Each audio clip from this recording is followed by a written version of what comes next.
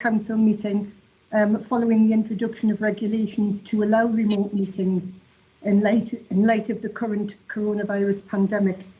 My name is Councillor Wendy Lott and I'm chairing this evening's Council meeting. I'd like to inform everyone that this meeting is to be streamed live on the Council's YouTube channel to enable the public to observe the proceedings. And so therefore I'd like to welcome everybody who is watching. Before we move on to the agenda, I'd like to explain how we intend the meeting to be conducted. In terms of etiquette for the meeting, can I just remind everyone that they should mute their microphone and turn off their video unless they are speaking. To allow me to manage the meeting, if any member wishes to speak, please indicate by using the raise your hand function on the Teams platform. When I call your name, you should turn on your microphone and camera and introduce yourself. As all members have been sent printed copies of the papers, we don't intend to share them on the screen. And for any members of the public watching, the agenda papers have been published on the Council's website. They contain 9 public questions, 8 motions, 1 report and 2 member questions. I will ask the relevant member to introduce and move each motion and the report, and for another member to second those items. Following discussion on each of the motions and report, I will invite the mover of the motion or report to exercise a right of reply, and I will then ask members to vote. In order to vote, can members please use the raise your hand function on the Teams platform? And if anyone is unable to use the raise your hand function, I will ask those members to verbally declare their vote either for or against. And before we deal with the formalities of apologies for absence, declarations of interest and confirmation of meetings, I wish to inform Council of the passing of two former councillors, David Charlton and Barbara Stevens. David served as a member of North Tyneside Council from 1991 to 2011, representing Camperdown and Howden wards. He also served as the Civic Mayor of North Tyneside in 2000 to 2001. Barbara served as a member of North Tyneside Council from 2000 to 2012, representing Cullercoats and Collingwood wards. Can I please ask everyone to observe a minute's silence? Thank you.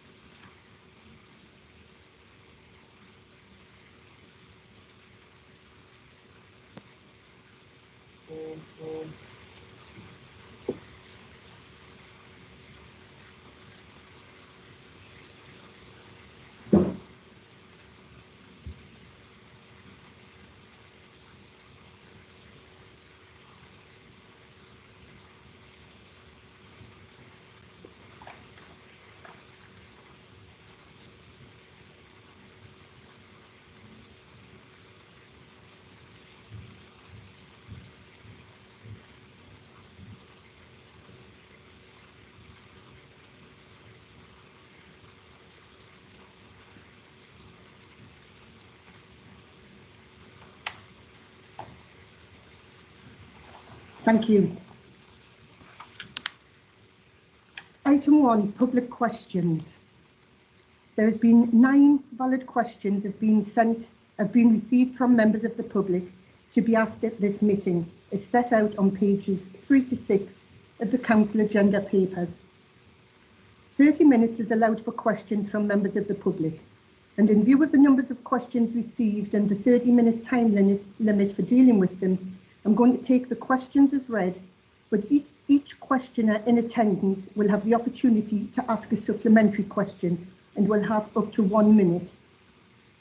The person responding has 5 minutes to reply to the initial question and 2 minutes to reply to a supplementary question. Any supplementary question must arise directly out of the substantive question or the reply.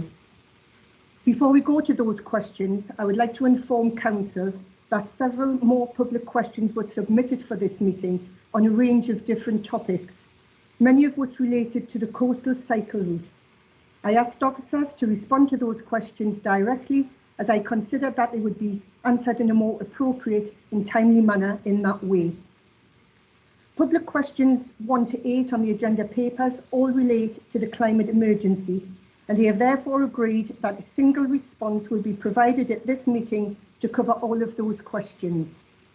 As I mentioned before, following the response given, I will invite each of the questioners in turn to ask a supplementary question.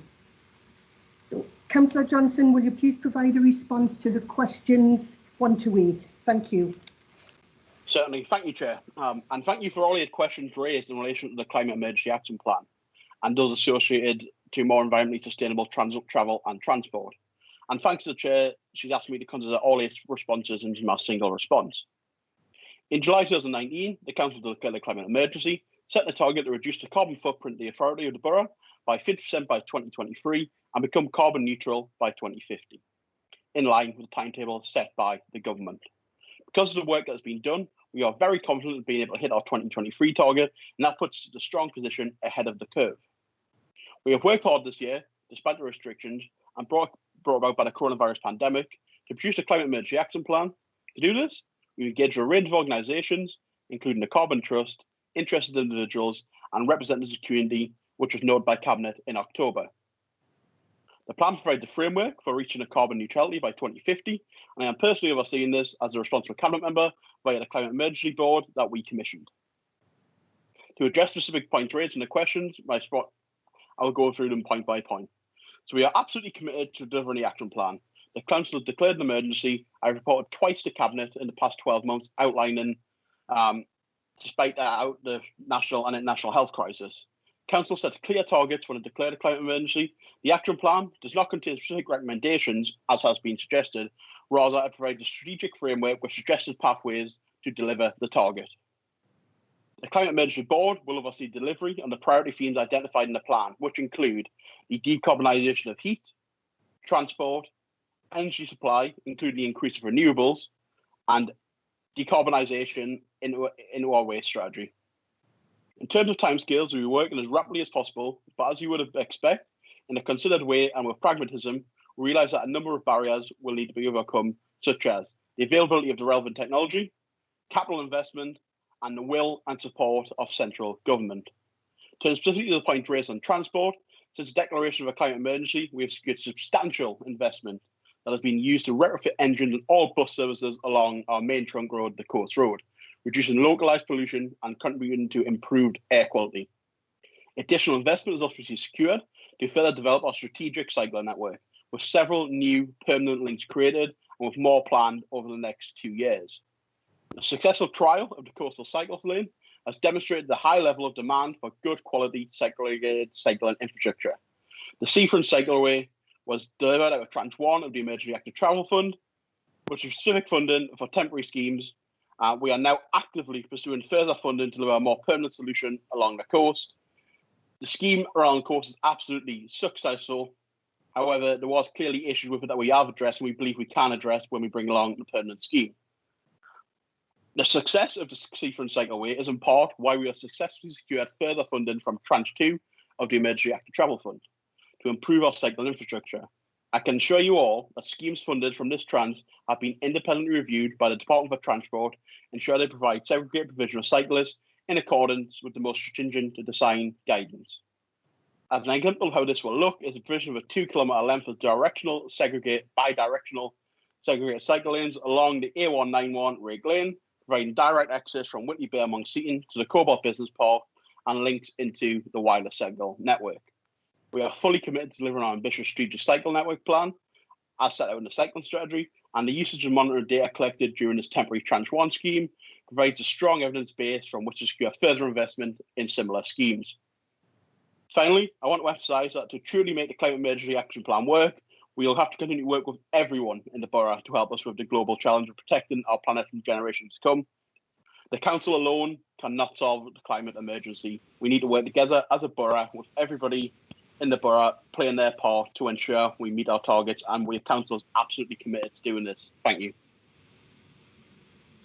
Thank you, Councillor Johnson. Now, the opportunity for the questioners to ask supplementary questions, so therefore, do we have Mr. Mayor in attendance? Yes, I'm here. And would you like to ask a supplementary question, Mr. Mayor? Yes, please. I'd be most grateful. Okay, thank you. Go ahead. Good evening, all, and thank you for the opportunity to speak. Just by the way of quick context, I'm an architect and master planner with 23 years experience working with housing developers and social housing providers. I also specialize in sustainable design. To address the climate emergency, the previous government set out a roadmap to zero carbon housing by 2016. This government, when lobbied by house builders, scrapped that target and replaced it with nothing. Again, when Boris Johnson announced his 10-point plan a few days ago, the new Future Home Standard was drafted to be moved forward to 2023. Again, house builders lobbied, and just a few hours before the announcement, it was removed. When regional spatial strategies were scrapped, again by this government, that took with it requirements for higher energy efficiency targets and renewables commitments. The government even removed their requirement for... Can I interrupt you there, please? Your supplementary has to be in direct context to the original question. You're asking other questions. Of course, sorry, let me get to that. Okay, given this dire backdrop at national level and without concerted local action, houses given planning now and in the next 5 years will still be built to standards no better than 7 to 10 years previous. They will need to be retrofitted to be on a useful level for our zero carbon stock in future. This is at a cost either to those residents, the council, or national government if we're lucky. Will the council commit to a definitive plan to work with other North of Tyne authorities to explore ways to use local policy and regulation to improve the energy efficiency of new housing in the borough? Thank you. Thank you, Mr. Mayor. Would you like to respond? Absolutely, thank you, Chair. Mr. Mayor, first of all, thank you for that question. With regard to the government consultation, North Tyneside Council, as I'm sure you'll be find somewhere on our website, did respond very stringently to the consultation that you recommended. We absolutely push for the highest standards in building control and for planning necessary in terms of heating the homes and decarbonisation. Naturally, like you say, the government did back down on that, which was very sad. In terms of our own council housing stock, we are absolutely committed to retrofitting and any new stock we build and being of the highest standard. And we will continue to retrofit to make our homes energy efficient as possible. We've already started that work underway with heat source pumps, and we've committed through our climate emergency action plan, we are committing to getting rid of all gas boilers from our council stock by the end of the plan, replaced with heat source pumps. With regards to the North of Tyne, we are already working on the North of Tyne level. The Mayor, Noah Redfern, chairs the Housing and Land Board, which is absolutely working on plans to make more homes more energy efficient. The barrier they're running into at the moment simply is that the developers are just not willing to come forward with these plots, and the developers, as you will certainly know, have land banked many plots around North Tyneside and the wider country, and are sitting on them, and we'll try and bring them forward to the lowest possible standards. We'll absolutely are working on North of Tyne level, and we'll continue to work on a North of Tyne level to try and look at local policies to where we can bring that forward. One way we've done that is through funding that the North of Tyne is unlocked to councils to allow them to get parcels of land built on with energy efficient homes that previously wouldn't have been built on. So yes, we absolutely will commit to looking at that.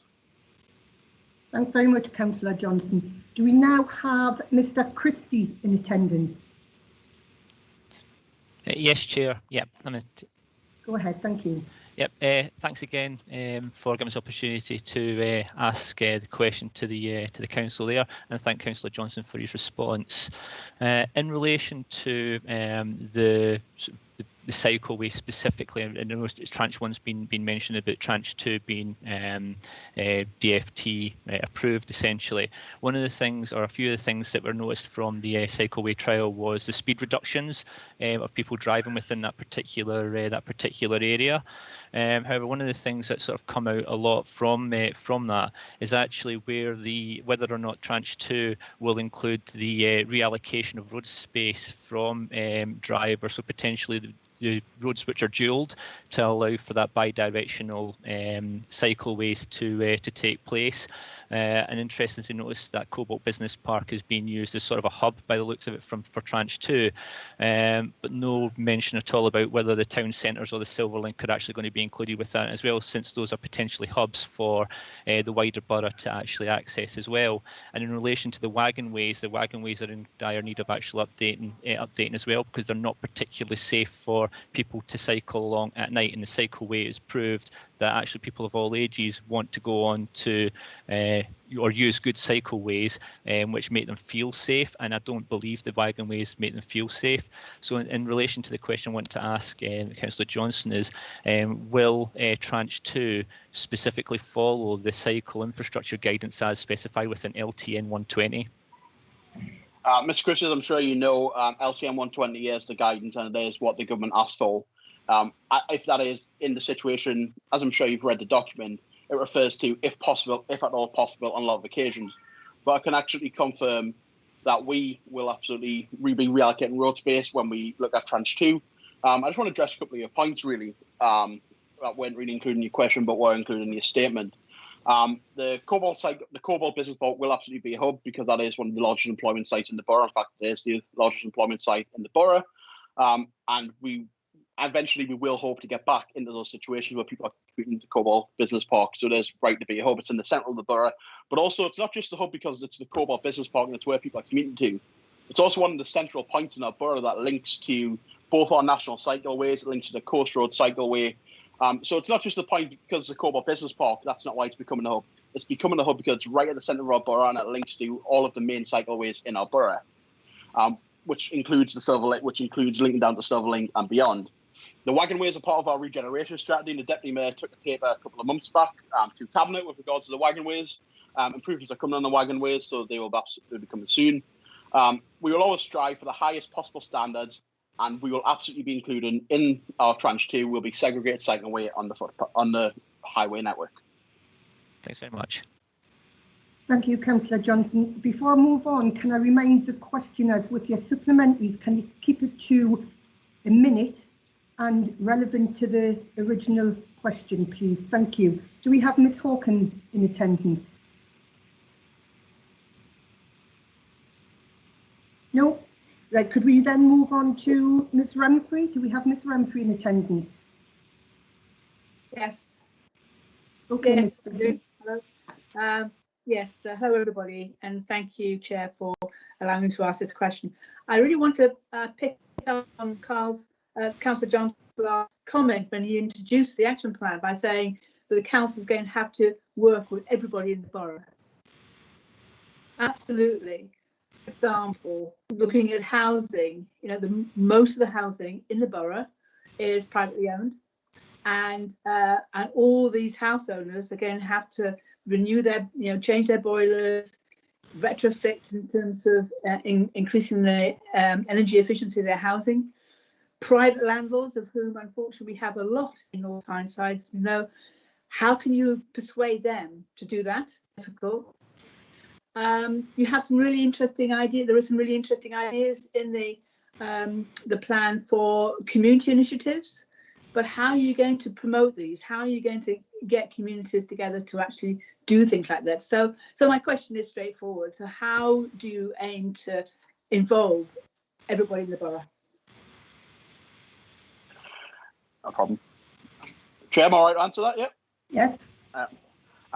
I really appreciate that. I think one of the things we have to look at in the context of this plan, this is not something that will happen overnight. This is a 30-year action plan to get the borough to net zero.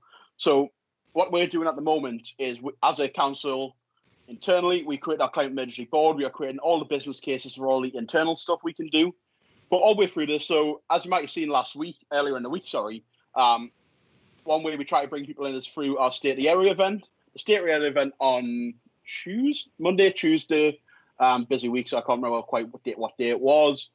Focused on the climate emergency action plan. We had some great discussions with some great stakeholders around the borough, businesses, stakeholders, residents, and councillors. So it's about getting those people in the room. Eventually, we are looking outwards. We are looking to form an external board. We have managed to get the agreement from some of the biggest polluters in this borough, whether it be businesses, industry, charitable trusts or others to come on board, and we will work with them to try and reduce their carbon emissions. It absolutely is a case of just trying to pull it all together and get it out there. Like, this will not happen overnight. Some of the actions that will come are not there at the moment, and that's quite clear. We are developing those as we speak. We developed a plan very quickly in the toughest of circumstances. We've had a year where our main focus has been on the coronavirus pandemic and protecting our most vulnerable residents and getting through this for our businesses and communities. But we absolutely have kept the climate emergency. We've kept it working all the way through. I know some other councils not necessarily have not, but we've absolutely got to a place now. We've got a plan. We're in the middle of implementing, and we're going to bring communities along with us. Thanks, Councillor. Thank you, Councillor Johnson. Do we have Thank you. Mr. Steele in attendance? Mr. Steele? Yes, I'm here. Oh, you're there. Okay, Yes. Mr. Steele, if you'd like to ask your supplementary, please. Oh, it's been froze there. Can see Can you hear you. me all right? Yes. Can hear you, Mr. Steele, no problem. Yeah. Good one. Just give me a minute till I get this up, sorry. My question is basically, given some of the targets that were set, if you forgive me, and sorry, but thank you, Chair, for the opportunity to ask a question. I'm here representing the North Tyneside Borough Green Party. If you forgive me, I'll go back to the 2018-2021 plan, which stated that they were going to decarbonise and provide good cycle infrastructure by 21. And in the latest plan, they've talked about, in section 4, page 55, I think they've talked about decarbonising transport, providing good roads, pavement and cycle structures. And my question really is, how does that seem to fit in with the closure of the Sunrise Cycleway and the reintroduction of southbound traffic on A193? Still, I know you'll obviously not be aware of the circumstances because you are not inside the council.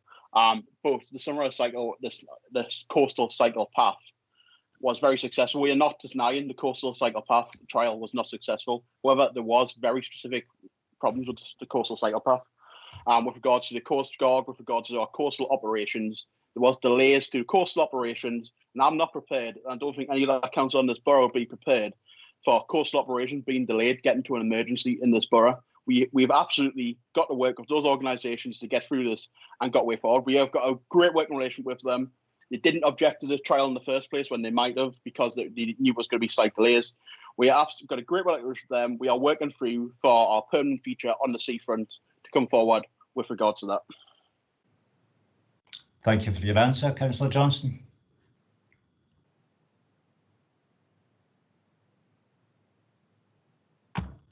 Chair, you're on mute. Sorry. Can I just let council know that Miss Erskine isn't in attendance, and that's why I didn't bring her in to ask a supplementary. So do we have Mr. Percival in attendance, which you've just... Yes, I'm here. Yes. Hello. Thank you. Hello there. Thanks for the chance to answer to ask a follow-up question.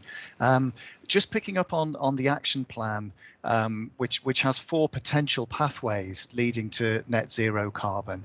And you've said that it's not a case of choosing one pathway or another, but these are kind of a framework to work within, which for me at this stage is a little bit confusing.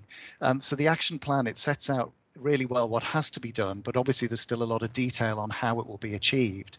So I just wonder if you could just clarify what the next steps are and the timescale and the processes from here on forwards. So in terms of when might we expect to see kind of more detailed plans, when might we expect to see specific budgets being allocated, and how will this be shared with the public so that we can follow what's going on?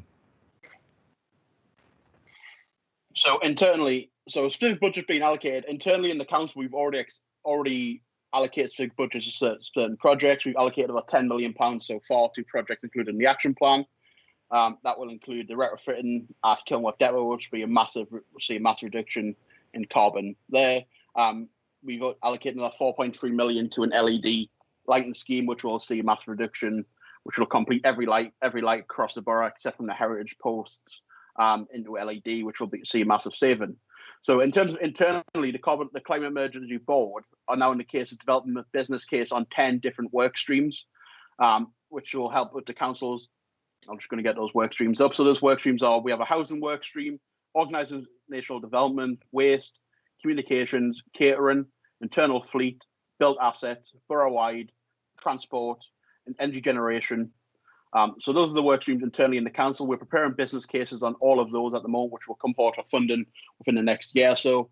But some of those projects are not projects that will be delivered in the next 2-3 years. Those projects are 10, 15-year projects, particularly within regards to our housing stock and replacement of certain objects. Externally in the borough, we as a council have faced massive cuts over the last 10 years. We do not have the funding available in the council to provide funding to external organisations at the moment.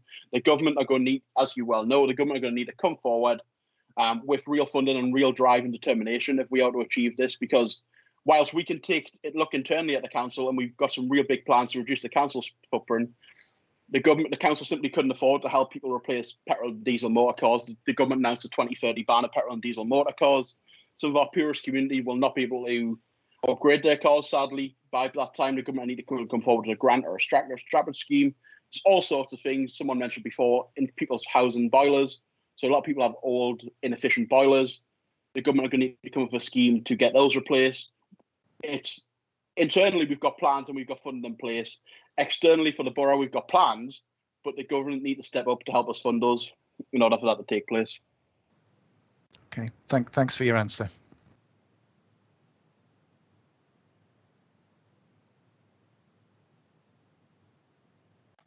Thank you. Do we now have Mr. Appleby in attendance? We do, yeah. Hi, and thank you for letting me put my question forward. As raised earlier, the actions need to go beyond the council and to the whole community and to businesses. And as Councillor Johnson just mentioned, funding is a problem.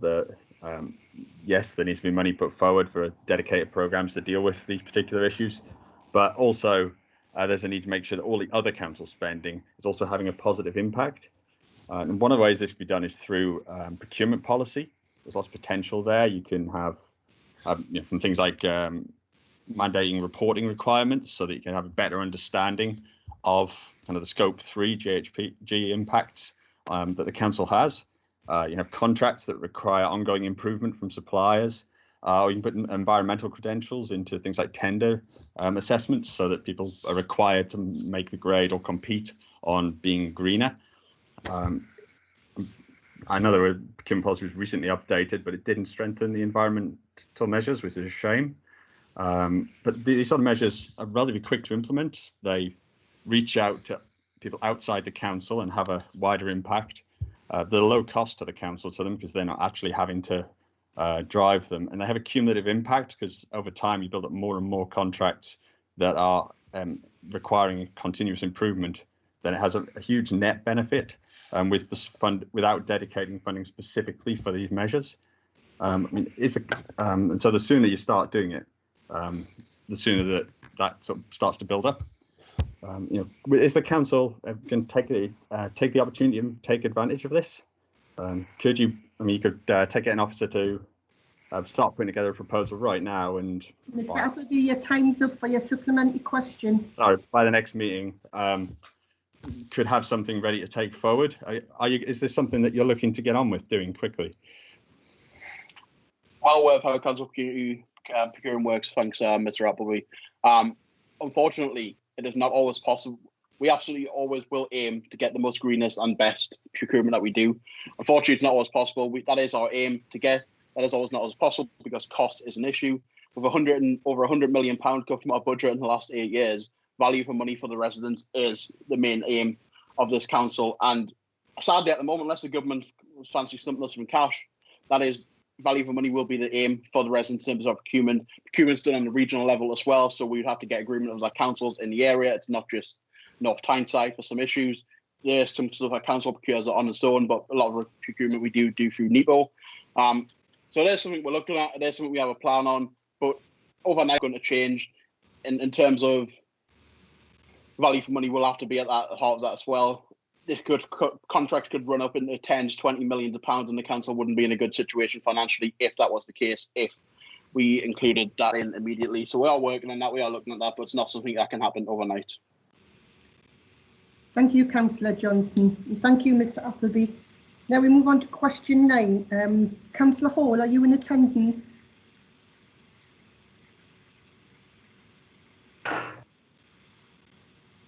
Councillor Hall. Sorry, trouble with the microphone. Hello. Hello, Councillor Hall. Could you respond to question 9, please? Right. I'm Margaret Hall, Cabinet Member for Public Health and Wellbeing. Thank you, Chairman. Let me start by using this opportunity to once again put on record that North Tyneside Council is 100% opposed to any privatisation of the NHS.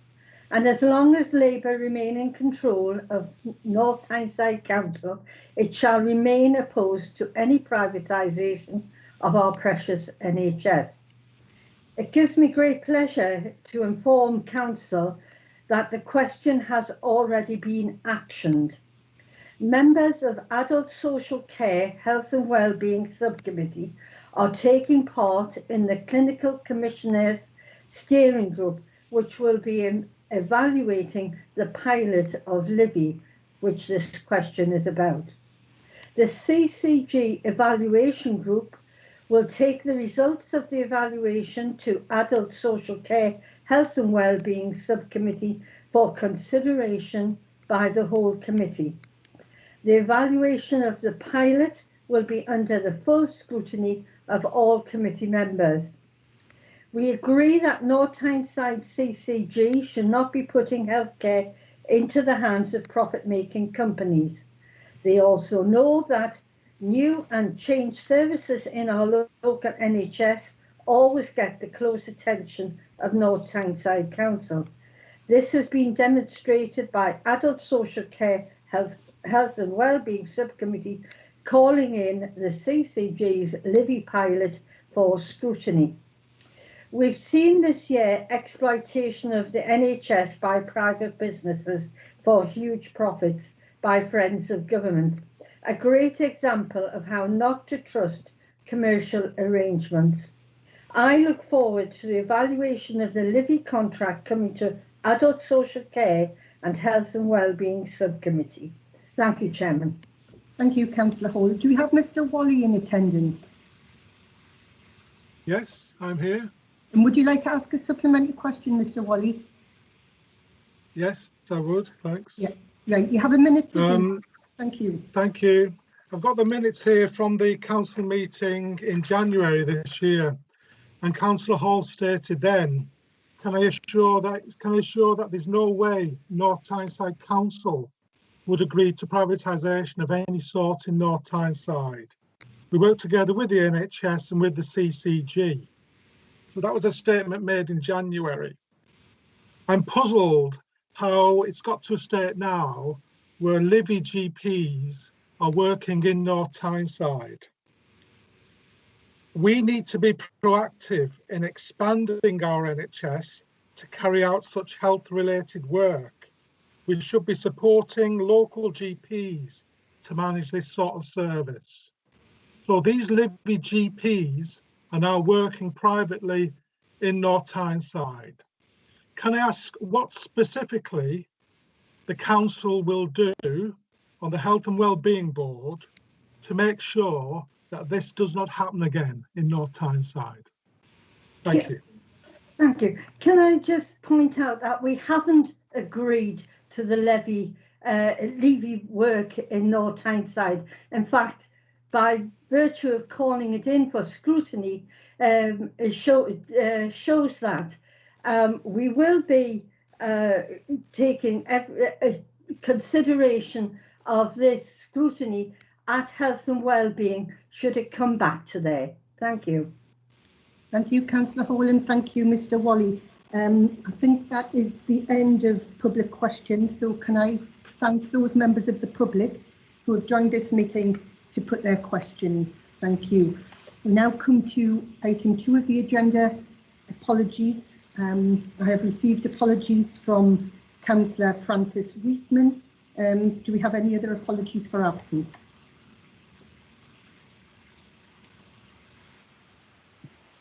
No? Councillor Wallace, is that you coming in? No? Okay, we move on to item 3, declarations of interest. Can I remind members if they have any registrable or non-registrable interests in matters appearing on the agenda and the nature of the interest, they must verbally declare in respect of any items of business to be discussed at this meeting and the nature of such interests. You are also invited to disclose any dispensation from the requirement to declare any registrable and or non-registrable interests that have been granted to you in respect of any matters appearing on the agenda. So I see there's some hands up. Are we? Councillor, is it Councillor Davis? I can see you. Would you like to come in, Councillor Davis? Thank you, Chair. I was busy typing in the chat. Oh. Just to say that I have it's happened now, but there's a registrable interest. My daughter works for Carbon Trust. Thank you very much, Councillor Davis. Councillor Newman. Thank you, Chair. Just to say that I have a non-registrable interest in item 3. My daughter is in the year group which could, and I stress could because she's not actually in the year group yet, but it could affect her if the situation continues. Thank you. Thank you, Councillor Newman. Who else do we have? Councillor Clark, Chair. Councillor Clark. Thank you. Come in. Yes, I declare an interest in motion 3. My daughter works in secondary education, and that would affect her. Thank you. Thank you, Councillor Clark. Any more? Councillor Samuel. Yes, I just realised I should declare non-pecuniary interest in that my stepson is taking exams that would be effective in motion 3. Thank you. You have Councillor Stephen Phillips. Oh, Councillor Phillips. Thank you, Chair. I'd like to declare an interest in motion 3. I'm a teacher and I'm also an exam marker, so I need to declare that interest. Thank you, Councillor Phillips. Do we have any further? Chair, Councillor Martin Rankin. Yes, Councillor Rankin. I'm declaring a non-registrable personal interest in motion 3. My daughter will be sitting GCSE exams next year and so is directly affected by this. Thank you. Councillor Bartoli. The same interest. My son will be sitting exams this year. Okay, thank you, Councillor Bartoli. Any further? Councillor Matthew Thirlway, Chair. Oh, Councillor Thirlway. Thank you, Chair. I have a registrable interest in motion 5. I work for Parkside Care, which is a social care provider, and I potentially might financially benefit from such a scheme if it was implemented. I won't be taking part in the debate and I'll be abstaining on the vote. Thank you, Councillor Thirlway. Do we have any further declarations of interest? None? Okay, can we move on to item 4, which is the minutes of the council meeting held on the 24th of September 2020, which have been previously circulated. Can I ask the council to confirm those minutes? Agreed. Agreed. Agreed. Thank you. Council 5, item 5, should I say, not council 5. Item 5, motions. The next item is motions which have been received. Can I invite Councillor Austin to move the motion 1, please? Thank you.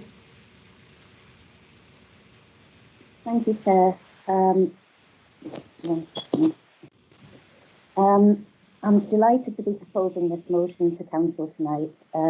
This is an issue which I and my fellow signatories feel very strongly about. Awareness of the problems caused by sky litter, which is a useful umbrella term for balloons and lanterns, has been growing over recent years. The Marine Conservation Society, the RSPCA and the National Farmers Union are just some of the organisations campaigning for a ban on their release.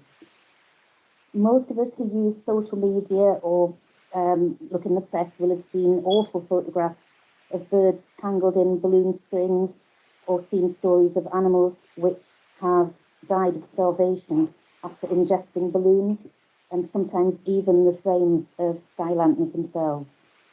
I'm sure we all understand and empathise with the reasons for balloon and lantern releases, whether that's to celebrate a happy event or quite often to commemorate a sad one. However, balloons and lanterns don't go to heaven when they're released. They eventually come back down to earth and become simply litter, but litter which poses a great danger to animals and marine life. Even balloons which are described as biodegradable have been found to take well over 6 months to degrade and can still pose a risk in that time.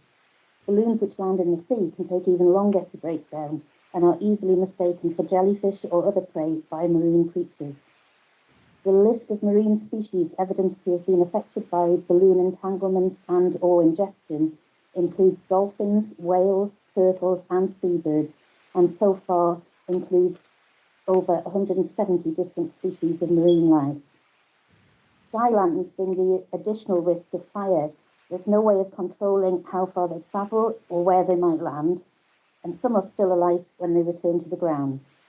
They pose a risk to aircraft and to farm animals who may eat the frames left behind or become tangled in them. As we stated in the motion, serious fires have been caused by lanterns, which have on occasions led to the loss of both human and animal lives. There is now a long list of councils which have imposed such a ban, including our neighbouring authorities, Northumberland, Newcastle and South Tyneside. Weighing up the environmental risks posed by balloon and lantern releases against the desire to celebrate or commemorate a loved one, I hope you will all agree with me that we simply must ban their release and find other ways of marking these events. Rather than simply ask for a ban and leave things at that, we felt that we should offer grieving families an alternative way of remembering their loved ones. So the Conservative group requests the Mayor to pursue our idea of memorial meadows. This would allow for remembrance of loved ones while assisting nature rather than jeopardising it. We have already received suggestions from residents about suitable places, one of which is the grassy area below Clifford's Fort and areas along the quayside.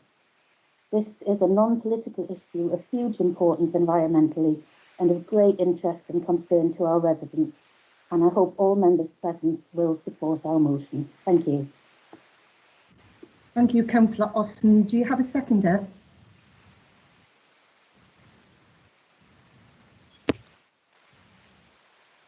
Yes, Chairman. Councillor Julius Watson, St Mary's Ward. I would like to second the motion. And would you like to speak? Yes, thank you, Chairman. Thank you. I'm very pleased to second this motion, and I support everything which Councillor Austin has said. I would emphasise the importance of having a memorial area where flower seeds could be scattered. If this motion is agreed, perhaps the Council could invite suggestions from residents as to possible locations, obviously doing this online at present, as well as having officers consider suitable sites within the borough where people could go and could scatter wildflower seeds.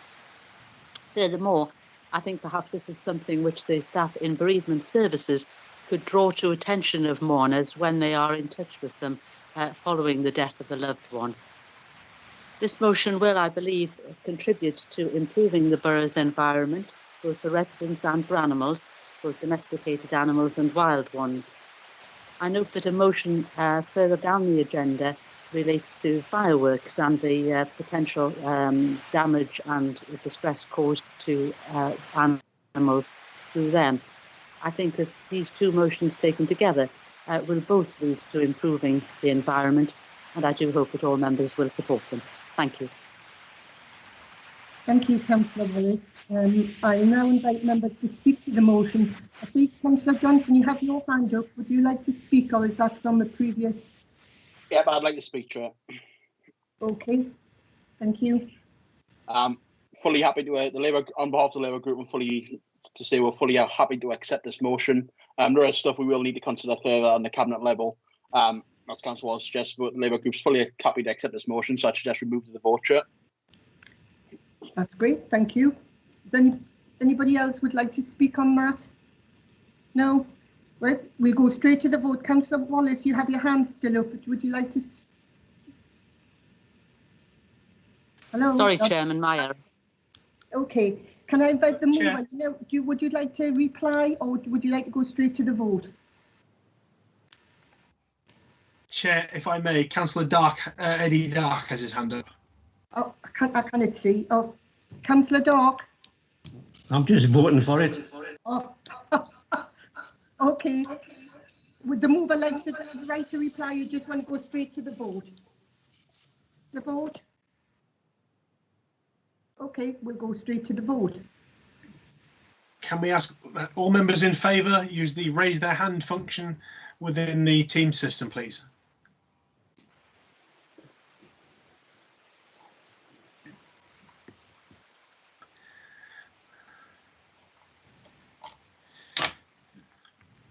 Chair, can I just indicate that I'm in favour of the motion, but I've lost my hand. Thank you, Councillor. Could I also say that I'm wanting to follow it on my phone, and there's no hands raised facility on the phone. Thank you, Councillor Sterling. Chair, can I raise my hand, but I can't actually do it on my phone at the moment. Who's speaking?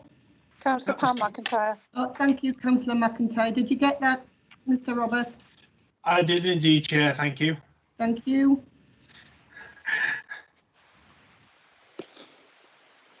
Have you got all the numbers? I have, Chair. So can I ask you to announce the numbers, please, of those in favour. Yes, so those in favour, Chair, we have 55. And do you have any against? So if all members can lower their hand again, and then we'll.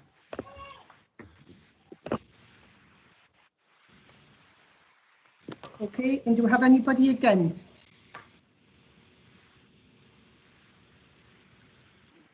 No?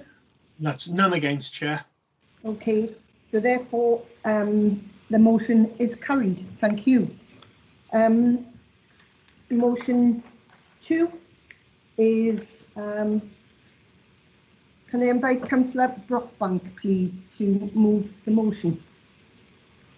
Thank you very much, Chair. I'm just checking, can everybody hear me? I've had problems Yes. with my internet today. Okay. Thank you very much, Chair, and thanks for the opportunity to move this motion. It's no secret that myself and colleagues in the Conservative group have consistently opposed the local plan, believing that it is not the right plan for our area. This was passed unanimously by the Labour Party, including members who represent my own ward of Monk Seaton South, even though our residents have robustly rejected that plan. Equally, it's no secret that I believe that the council's consultation with residents could have been more robust, and this has led to widespread concern in all the wards affected. In all the years of my campaigning in the ward, I've never heard one resident support this plan, in fact, quite the opposite. Since the passing of the local plan by North Tyneside Council, residents have been left in limbo by the council as to what happens next. There have been no updates of any substance, and people are rightly concerned that not only were their concerns passed over during the consultation period, but they are now expected to accept whatever comes. People in North Tyneside deserve much better than this. There have been several changes since the adoption of the local plan by North Tyneside, which we believe require further thought, consultation and discussion, including what has the impact of COVID-19 had on the projected population growth for the local plan?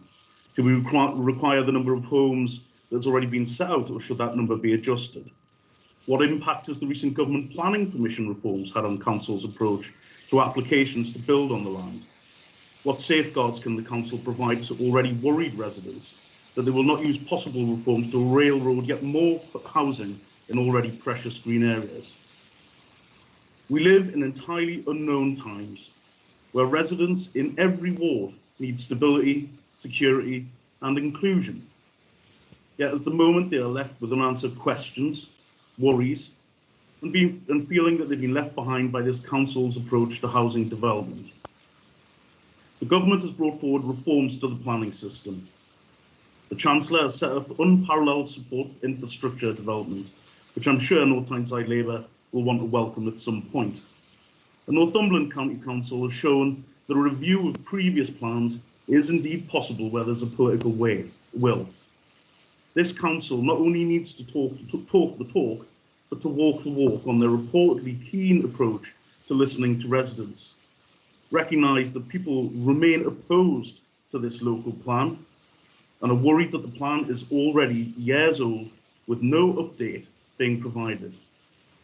Our residents deserve more consultation, more security in the homes that already exist, and more respect from this council. Thank you, Chair. Thank you. Councillor Brockbank, do you have a seconder? Councillor McIntyre. Councillor McIntyre, would you like to speak? Can I second this and reserve the right to speak? You certainly can. Thank you. I'll now invite members to speak to the motion.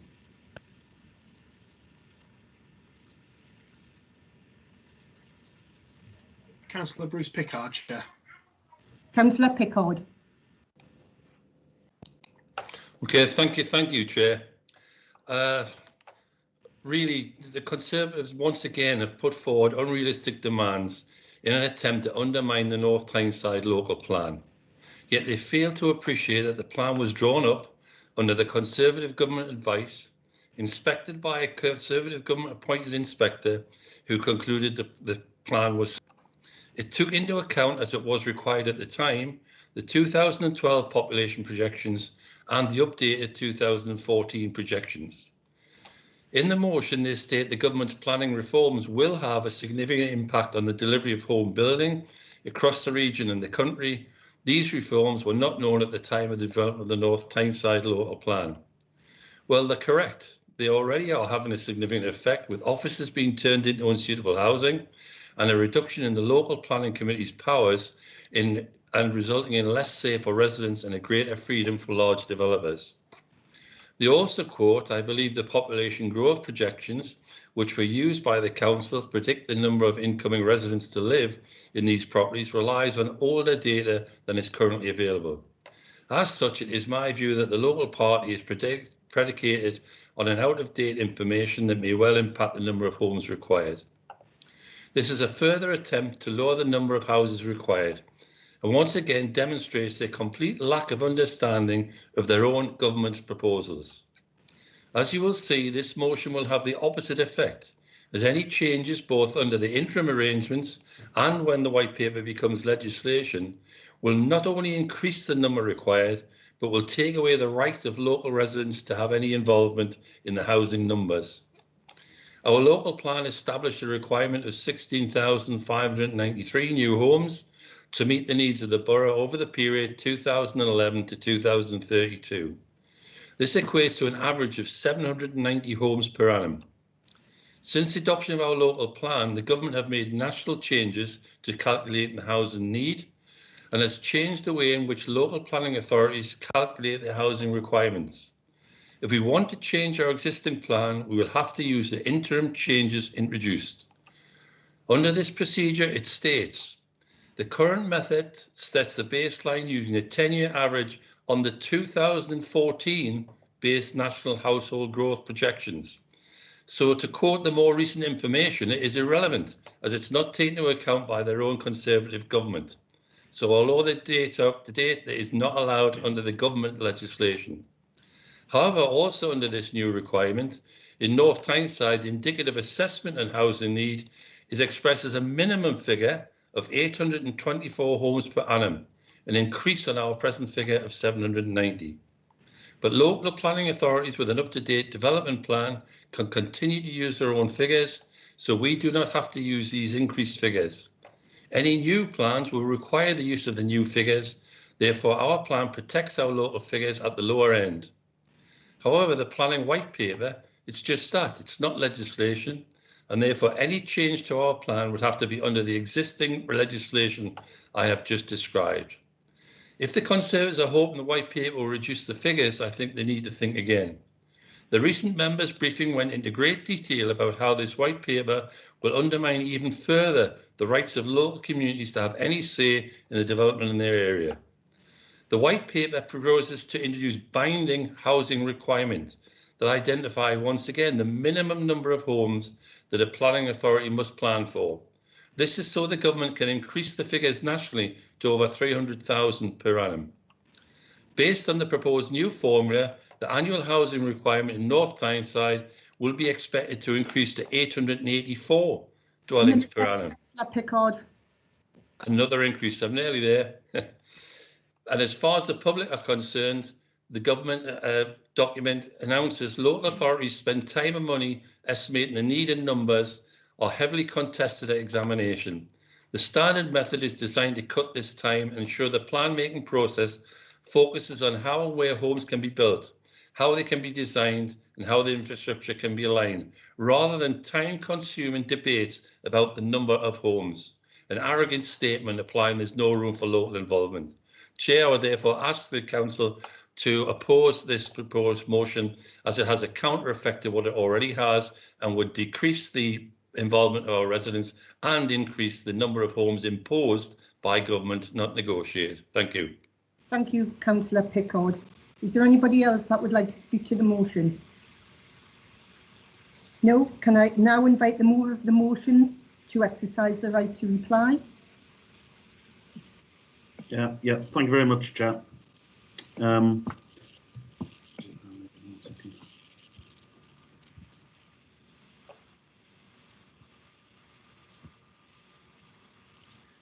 you very much, Chair, and I appreciate Councillor Pickard's response. I would just say that he seems to have missed the point somewhat. I'm not. If he read the motion in more detail, what he would say is I'm actually asking the Mayor to simply clarify for North Tyneside residents, especially those in my ward and affected wards, what happens next.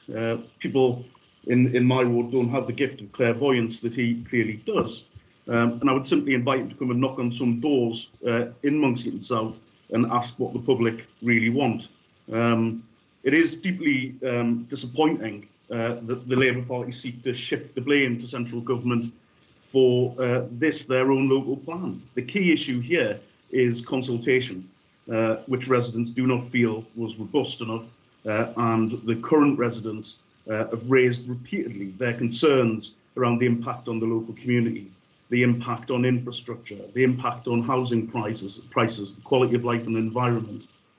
It's really very important that I was hoping there could be slightly more collegiate in this motion, but clearly not. But this local plan passed by Labour is deeply unpopular. It's not good enough for local Labour to say nothing can be done. Residents don't want these houses. The data doesn't support these houses. The local plan should reflect what the residents of Monkshaven South and other wards truly want.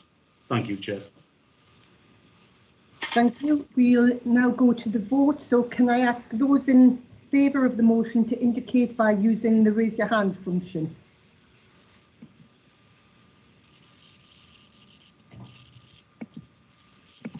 Please don't put your hands down until the votes have been counted.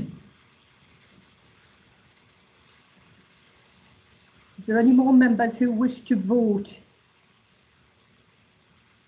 for the motion?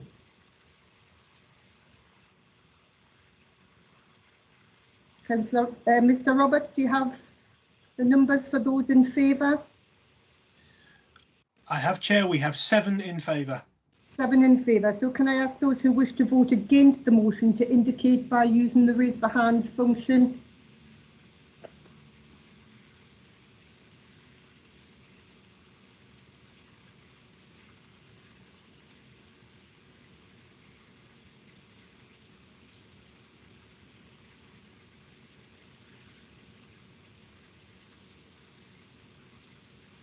Are there any members who wish to vote but haven't got the function to raise the hand?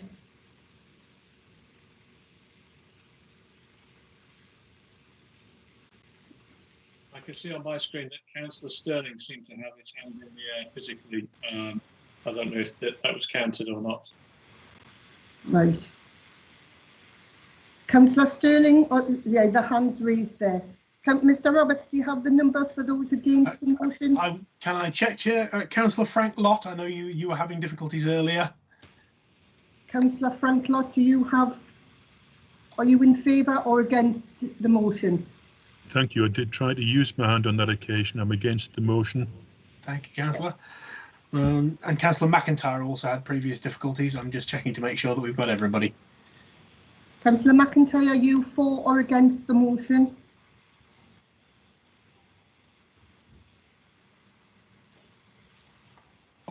I got my hand up for.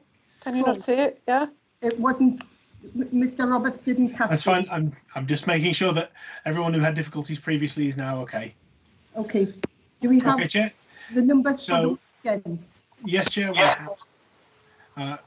We have 43 against the motion, Chair. So therefore the motion is defeated. Thank you. So can we move on to motion 3? And this, can I invite Councillor Johnson to move the motion? Thank you. And any hands that are still raised, can you please lower them, please? Including me. Thank you, Chair. Council will be sick of hearing me. I've got some really loud feedback, Chair. I don't know if anyone else has got that. There we go, it's gone now. As we all know, last summer, there was an absolute exam fiasco in this country. It was entirely avoidable. In England, they had weeks to prepare ahead of Scotland getting their results earlier and seeing the fiasco that unfolded in Scotland. Sadly, the government did not take note, did not listen, and it wasn't until massive pressure from our community, parents and students alike protesting, got the government to overturn the decision. We are heading back to that track right now. The governments of in this country have only agreed a short delay to exams, which is simply not good enough. The COVID-19 pandemic has had a profound impact on children's education, particularly those in exam years 11 and 13. Students across the borough have missed at least 5 months of face-to-face teaching, and those that have been in school are sometimes had teachers isolating, so necessarily even when they've been in school, teachers aren't immune to the virus, so sometimes they haven't been in school. There will not be a level playing field in this country between individual students. Some students could have missed 6-7 weeks of face-to-face teaching, as opposed to some of the students that haven't missed any because they've got the potluck of not having to self-isolate. There's been absolutely no guidance on a plan B in case GCSE and A-level examination can take place, and we simply cannot allow the fiasco of the algorithm to decide results again.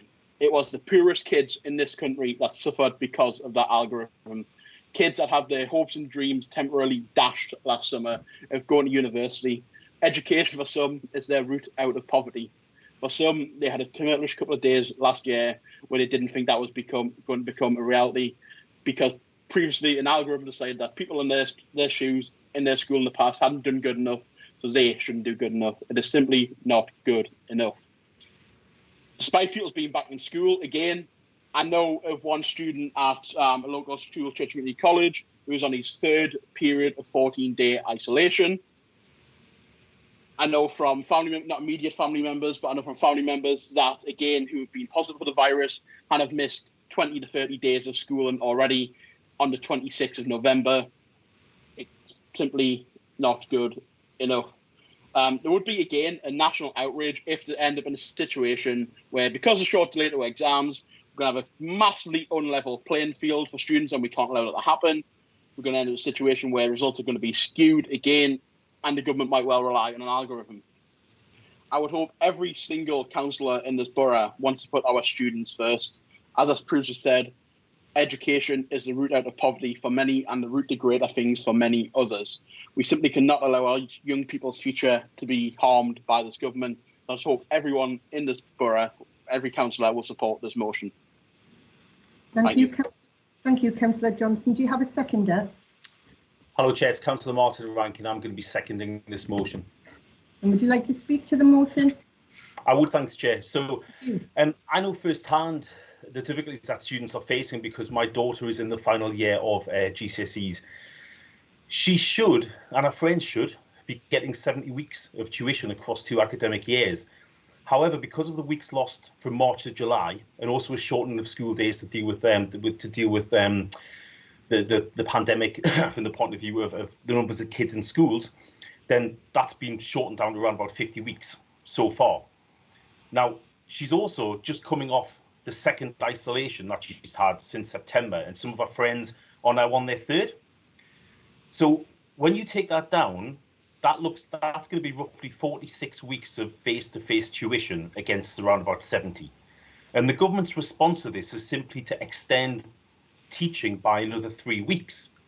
So you end up back at around about 50 at the moment, and that's her best case scenario and many of her friends, because if they have to self-isolate again between now and potentially April, May, June, then that's more weeks lost. So you have to look and say, you don't have to be an educational expert to say that the children who are in this year group are being disadvantaged. That is just a simple fact. Now, my daughter, though, is really quite lucky because she has 2 parents who are working from home all of the time. So when she's at home, we're at home as well. And certainly our mother would be classed as intelligent, although the people wouldn't necessarily say that about me. She's had access to technology for online learning, and she can use that as well to do the shared learning with her school friends. And she's also had the really quite staggering effort that her school, Whitley Bay High, made in that within 4 days of lockdown, they had a full online timetable with full interactive teaching. And I know that the head of Whitley Bay has actually written again to Ofqual and publicised this week to highlight the massive difficulties that schools in high covered areas such as North Tyneside are having and the effect it's having on the educational level playing field that is supposed to exist. So what about the pupils who are not so lucky? What about children with limited or no access to online learning? The government promised to provide enough laptops for all schools in need, but are only fulfilling 20% of what they promised. What about children whose parents have had to go to work through the day and so they wouldn't have had the same level of structure, or parents where they are on night shift? And it's not even just about the calculations of lost face-to-face learning weeks, although they are vitally important. It's also what that ignores is one of the most important factors about educational performance, and that's whether it's children or whether it's adults. And that is the power of the group. And it's the power of the group to motivate each other and inspire each other to achieve, being able to discuss and debate ideas and concepts. And at the moment, all of that has been taken away or severely limited by the pandemic. It's unimaginable that this set of GCSE and A-level students have not been severely disadvantaged in their learning experience. Now, Wales and Scotland have already done the decent thing and moved to teacher-based assessment, and it's only fair that strong consideration is given to English children as well, and a plan is laid out now because they need. Seconds, Councillor Rankin. Okay, thank you, Chair. Children need to gear up to whether they are actually being constantly monitored now or whether they're going into exams. It's a different type of methodology from how they learn. I think we're well aware what many senior Conservatives think about the teaching profession. It's always been clear that people like Michael Gove, Dominic Cummins, who was running the country until very recently, do not like the opinions of the teaching unions, but this is not a time for a battle of ideologies. It's time to show our children that the country support their educational endeavours and is compassionate to the difficulties they continue to face in such an awful time in their lives and when so much of the colour and richness has been taken out of their learning experience. Chair, I support this motion. Thank you. Thank you. I now invite members to speak to the motion. Does anybody wish to speak? Did I see Councillor Brockbank? Yes, Councillor Brockbank. Yeah, thank you, Chair. I did actually submit a proposed amendment to this motion.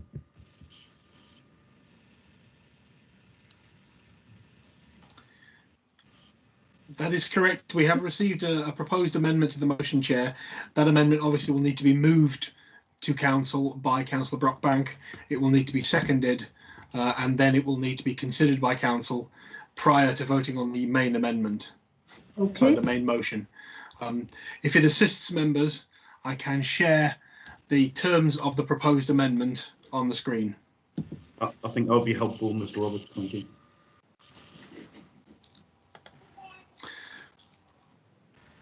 Hopefully members can see that now, Chair. Yeah. Can everybody see that?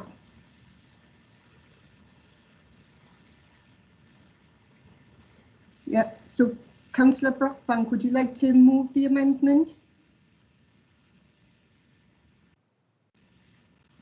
Yes, Chair. Thank you. Thank you very much. That amendment will, if I can, sorry, Councillor, that amendment now requires a seconder, Chair, before any discussion can take place on it. Yes. Do you have a seconder, Councillor Brockbank? Yeah, Councillor McIntyre. Thank you. Got my hand up. Second it. Right. Thank you, Councillor McIntyre. Can you hear me? I can second it. Yeah. Thank you. So now Councillor Brockbank gets to present his amendment, Chair. Would you like to move the amendment, Councillor Brockbank? Yeah, thank you very much, Chair. In moving this amendment, I am simply seeking to reflect a more accurate picture of the state of education for the children of North Tyneside and students. In fact, the Conservative group wishes to focus on the key issues. And I know the movers of the original motion did so as well from their perspective, but there are other things that aren't included in this motion that do need amendment. Firstly, teachers across the borough have shown absolutely that they are committed to their students in a way that has never been tested before. The motion for us makes scant mention of their dedication or devotion, and that must be corrected. Secondly, the fact that the assessed grades used this year was as a result of entirely unprecedented circumstances, and that the government responded by ensuring that either the calculated grade or centre assessed grades were used, whichever was highest, to support students moving on to university or other forms of training.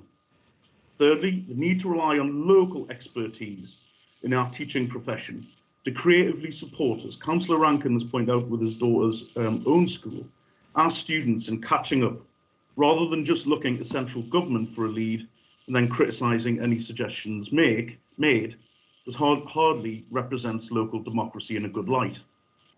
And finally, there is a real need for this council to consider, in light of the increase in central funding for mental health support, what they can do for the young people in this borough who are in education but being affected by their absence from school. I anticipate that many parents and students, as well as teaching professionals, will be looking to North Tyneside Council tonight to provide not only a critique of government, which is the easy part, but do what they ought to do. Come up with some solutions, do it creatively, and focus on the children. Thank you, Chair. Okay. So do I have anybody else that would like to speak to the motion, to the amendment?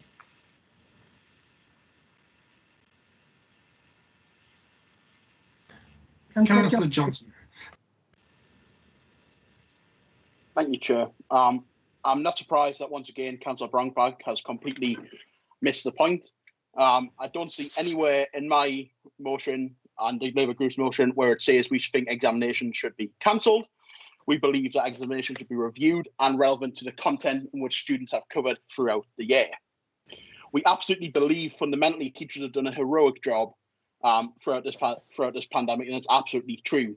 It's just a shame that wasn't backed up with support from the government to allow them to do that job even better.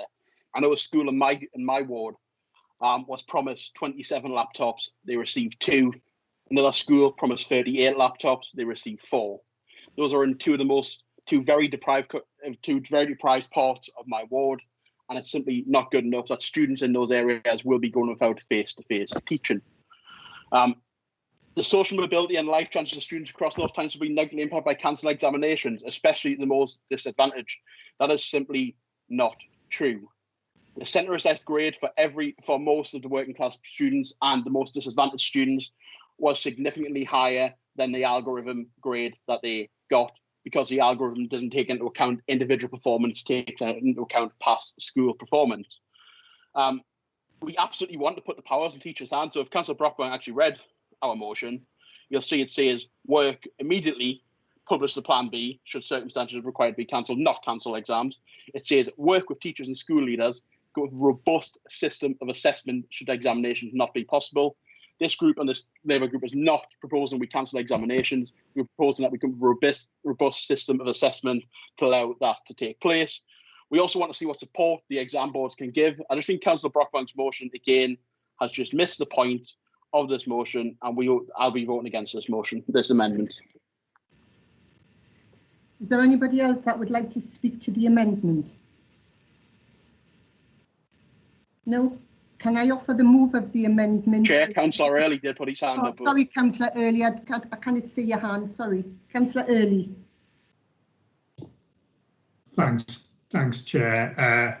Just on the point on the amendment about considering the mental health of students, we already have in place a programme to train teachers in schools to look at mental health issues that might have arisen during pupil absence through the pandemic. So we are trying to address that point. Thank you.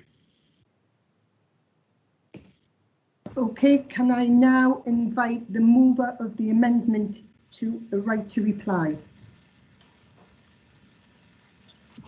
Thank you, Chair.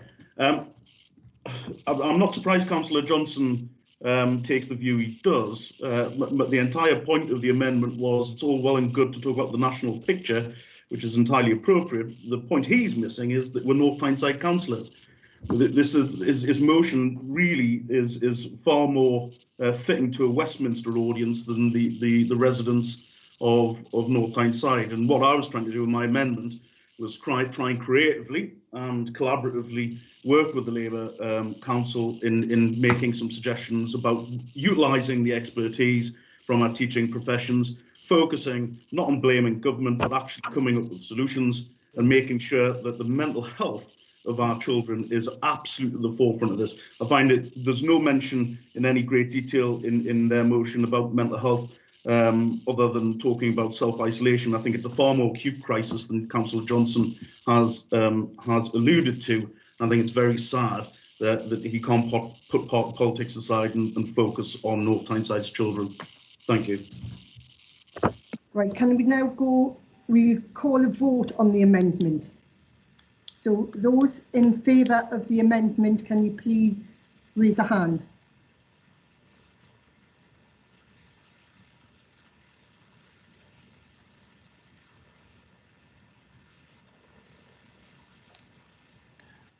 That's 7 in favour of the amendment, Chair. Thank you. Those against the amendment, can you please raise hands?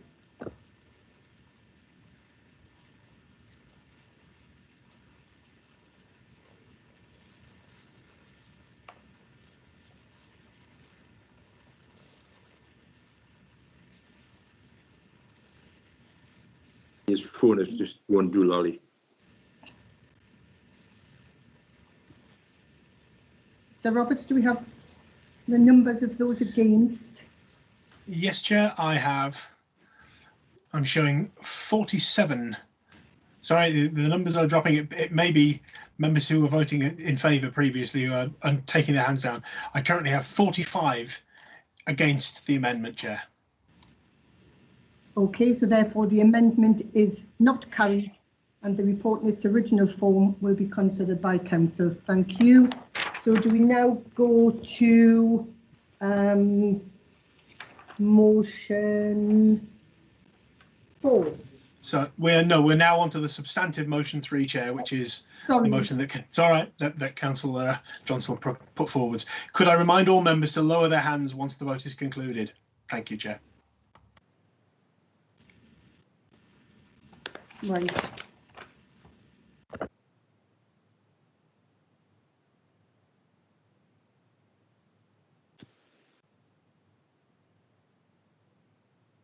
So would anybody else like to speak to Councillor Johnson's motion? Councillor Oliver? I was raising my hand to vote, sorry. Oh, sorry. So is there anybody out there who would like to speak to Councillor Johnson's motion? Councillor Early's got his hand up again. Councillor Early, I cannot see on the screen. Councillor Early.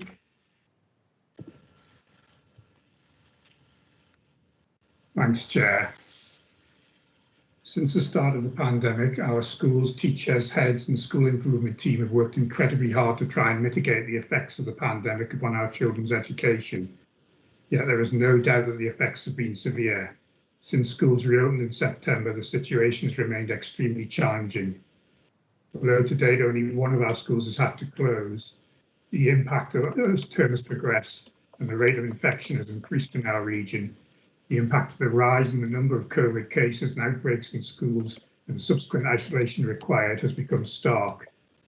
The COVID-related absence data for the last 14 days shows 88 confirmed cases amongst pupils, 43 confirmed cases amongst staff, with 2,122 isolating and 137 staff isolating. The cumulative impact of COVID-related absence in September 2020 is approaching 8,000 episodes. Up to November 19, 26.2% of secondary school pupils and 5.7% of secondary school staff have been affected by COVID-related absence. There have been several instances where schools have had to resort to either partial timetable or rota-based provision. The arrangements for next summer's exams, without considerable further adaptations, will severely disadvantage young people across our borough. They do not provide a level playing field for all students. The current arrangements do not sufficiently take into consideration extended periods of remote learning, alongside the months which were missed during the partial closure in spring and summer terms. There is well-documented regional variation in COVID-related absence in our schools, with an acknowledged significantly greater impact in the north. For examination cohorts, this lack of parity in access to direct teaching results in inequalities, which must be reflected in government decision-making around public examinations in 2021. In both Scotland and Wales, public examinations for summer 2021 have been replaced with teacher assessment and coursework. To date, in England, the only concessions to the historic and continued impact on education will be a three-week delay to the start of GCSE and A-levels in June. I do not feel that this adequately ameliorates the considerable scale of mislearning. In summary, the School Improvement Service and head teachers across the borough are extremely concerned about the impact of COVID on the progress and potential public examination outcomes for young people in North Tyneside. Inadequate adaptation for GCSE and A-level examinations will have a disproportionate effect on our young people.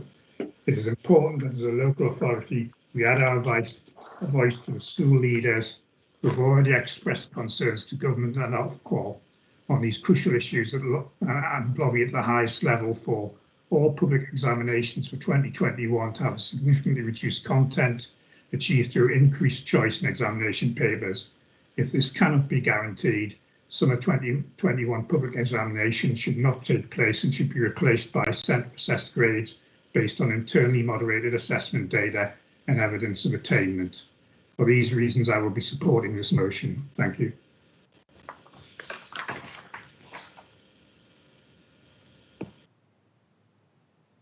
Thank you, Councillor Early. Can we have Councillor Samuel?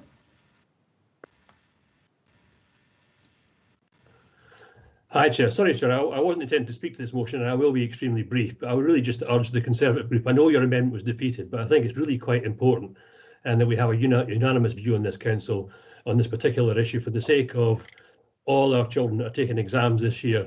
Let's try and keep the politics out of it. There's a broad range of agreement, and I think we don't want to see a situation like happened last year. Let's try and be unanimous on this one, please.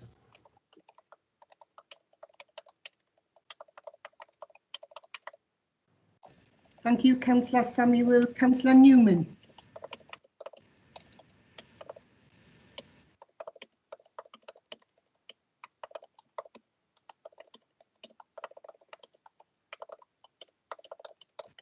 Councillor Newman.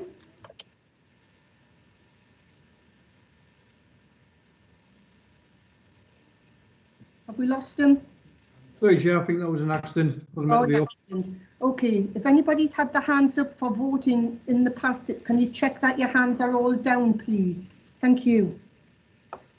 So is anybody else that would like to speak to the motion? No, can I now invite the mover of the motion, the right to reply? Thank you, Chair. want to set the record straight that mental health of young people is absolutely crucial, and we absolutely fully support this. Our youth council are doing some fantastic work on mental health for young people, and it's really getting through. The council itself, as Councillor Early has identified, are doing some great work on mental health as well. So it's for Councillor Brockburn to try and make a political point of that is simply disgraceful. Councillor Brockburn also said he's trying to take politics out of the motion. But what he means by that is he's going to try and take all blame from the government out of the motion and absolve them of any part in last summer's national disgrace. It's important to remember Boris Johnson backed Gavin Williamson when he refused to back down over this. And then it was only when they seen the enormous pressure from the country that they decided they would do something about it and blamed a rogue algorithm. This motion did not need to be political. It's absolutely clear. There's no political tax in this. Last summer was a national disgrace, and there's no denying that. That's not political. That's just fact. It's absolutely clear that something needs to change. Something needs to happen because 3 weeks is not good enough. And I want to read the words of an award-winning national leader in education from our borough. I'm not going to name him, who has said this. The suggestion that exams, as they are currently planned, will be a level playing field for all students is simply not correct. They are not fit for purpose for a large number of students, and we would suggest that exam arrangements will be discriminatory for many students unless significant adaptations are made. That is a senior educator in our borough, a national leader of education, and a well-respected head teacher of a great secondary school. We cannot allow the most disadvantaged kids in this community to be disadvantaged by an algorithm, by an inept government, by poor decisions. It's absolutely right. We'll back this motion. I would urge every single member in this council to vote in favour of this motion. If you fail to vote in favour of this motion, you are refusing to support our children from repeating last summer's exam fiasco and putting their future at risk. Thank you, Chair. Thank you, Councillor Johnson. We now go to the vote. Can I ask those in favour of the motion, please indicate by raising your hands. Thank you.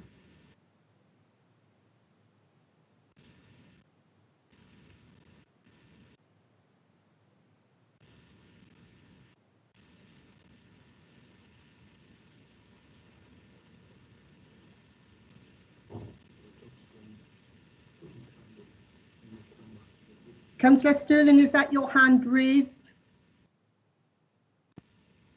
Thank you. Is there anybody else that wishes to vote in favour but hasn't got the function to do so by raising the hand? No. Councillor Roberts, do we have the numbers? Thank you, Chair. Yes, we have 47 in favour, Chair. Thank you. Can I ask those who have voted in favour to now lower your hand, please, before I ask for those against? Thank you.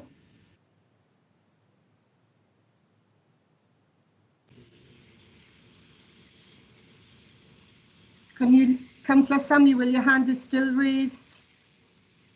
Councillor Graham, your hand is still raised. Right, can I now ask? Mine shouldn't be. I've got it down, so if it's raised, it's a mistake. It's stuck somewhere. Okay, Councillor Green. Can I ask those against the motion to raise your hand, please?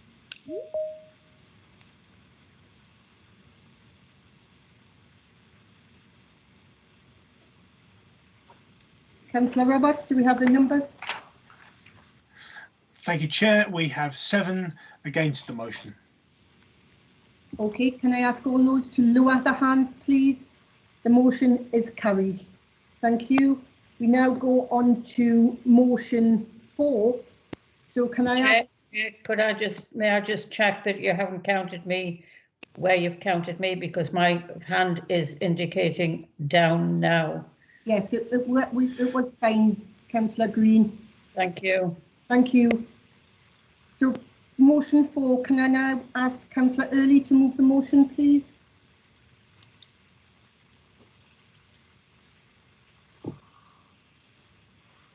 Thank you, Chair. There can be no more telling indicator of the continuing gross inequalities which exist in British society than that of rising levels of child poverty. However, it is not just the basic iniquity of child poverty which should concern us, but the myriad of detrimental effects it visits on children who find themselves in poverty. As a society, we only get one chance to give a child a good start in life.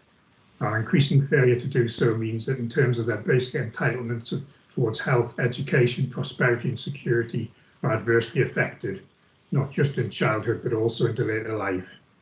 An above average number of our children live in households which go without things like heating, an annual week's holiday, hobby and leisure activities or school trips. And these levels of poverty are reflected in the outcomes for children's health and secondary school attainment. In the northeast at 35%, we have the second highest rate of child poverty in the UK. In our borough, the rate of child poverty is 31%. In North Tyneside, we are working hard to tackle the problem. Our Children and Young People's Plan acts as our poverty strategy. And this involves the council working on a range of measures to improve access to healthcare, childcare, support to schools, early help and other support services. However, despite our efforts, child poverty has increased both locally and regionally in the last 5 years, 2014 to 19, regionally from 24 to 35%, in the North Tyneside from 23.7 to 31%. Worse still, these figures do not cover the period of the COVID pandemic, the devastating economic effects of which are likely to have made the situation even worse. Our authority is doing what it can to mitigate these effects through a COVID-19 recovery work stream. In addition, the council has £1 million poverty intervention fund to help alleviate the impacts of poverty on family and individuals across North Tyneside. Initial proposals include poverty-proofing every school in the borough and the scheme to provide school uniforms and winter clothing for disadvantaged children.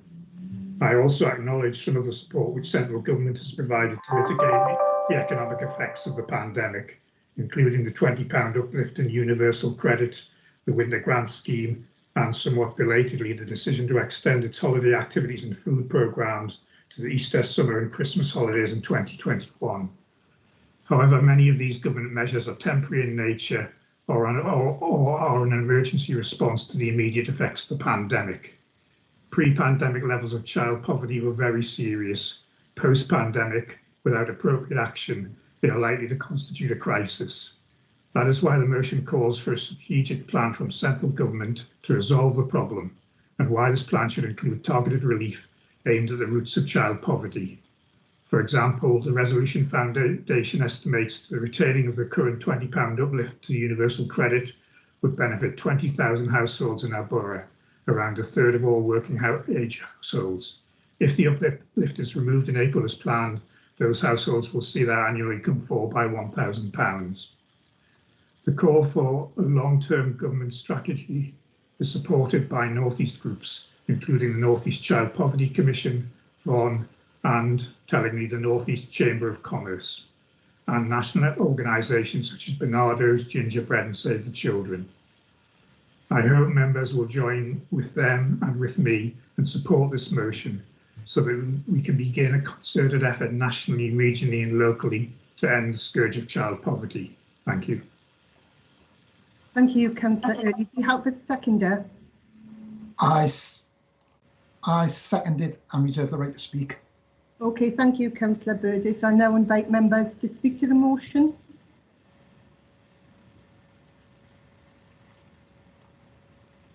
Councillor Bartoli.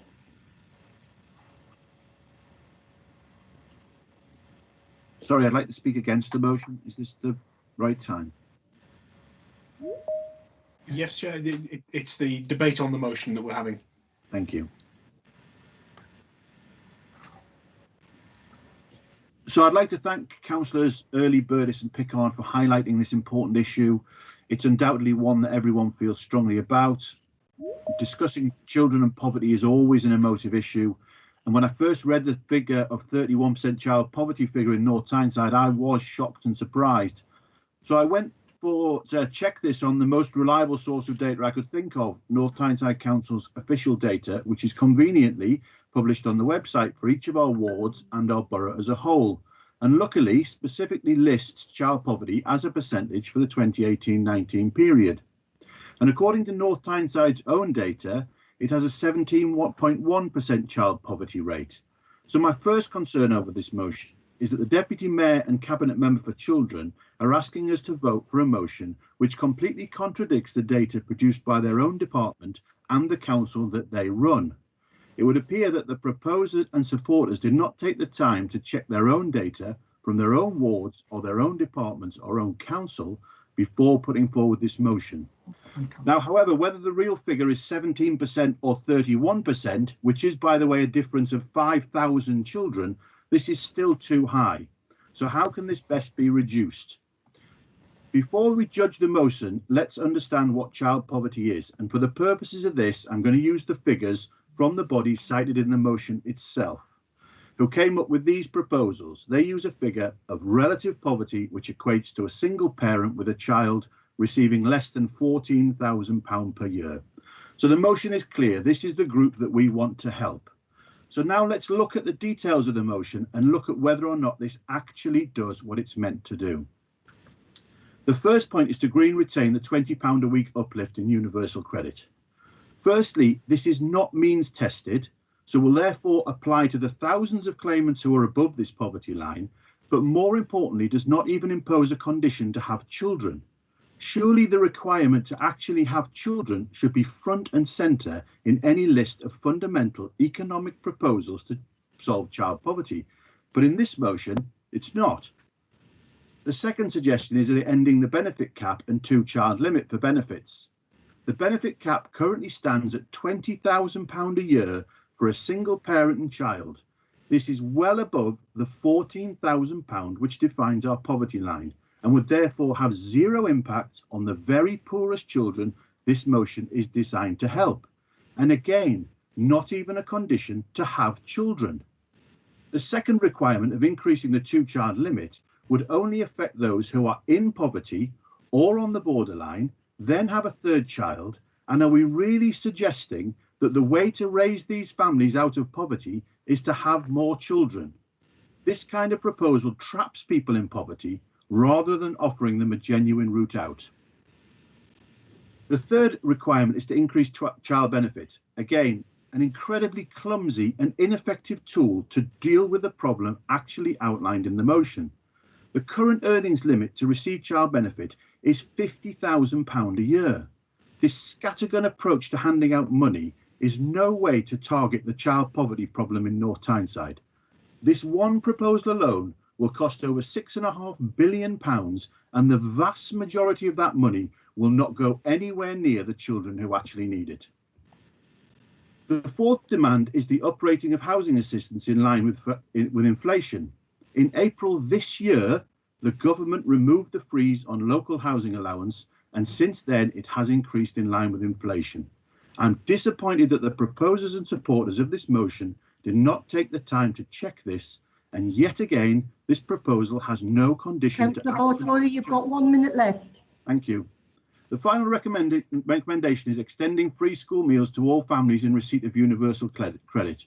To be clear, this does absolutely nothing for the children in poverty in North Tyneside. They already receive school meals. This simply puts more of our children on free school meals. This pushes more family onto state dependency and effectively seeks to nationalise our children. This motion is not just a sledgehammer to crack a nut, but a multi-billion-pound wrecking ball which will have almost no effect on the very group it pretends to help. The figures in this motion are wrong. The ideas it contains are irresponsible and ineffective. I would suggest in future simply copying and pasting someone else's proposals without taking the time to research them is not the way to bring such an important motion to this council. And on these grounds, I cannot support this motion. Thank you. Thank you, Councillor Bartoli. Can I now ask Councillor Brian Burdis to speak? Thank you, Chair. Before the pandemic, there was over 4 million children growing up in poverty in this country. In the month ahead, we'll expect to see this increase. In November 2020, a global study found that children in the UK were behind international counterparts in healthy development. Access to nutritional food was among the reasons identified for this divergence. It must be of real concern a country as rich as ours cannot ensure healthy foods for its children. In July 2020, the National Food Strategy published a report that stated one of the miserable legacies of COVID-19 is there is the likely to be dramatic increase in unemployment, poverty, and therefore hunger. Let that word sink in, hunger. Hunger in one of the richest countries on this planet.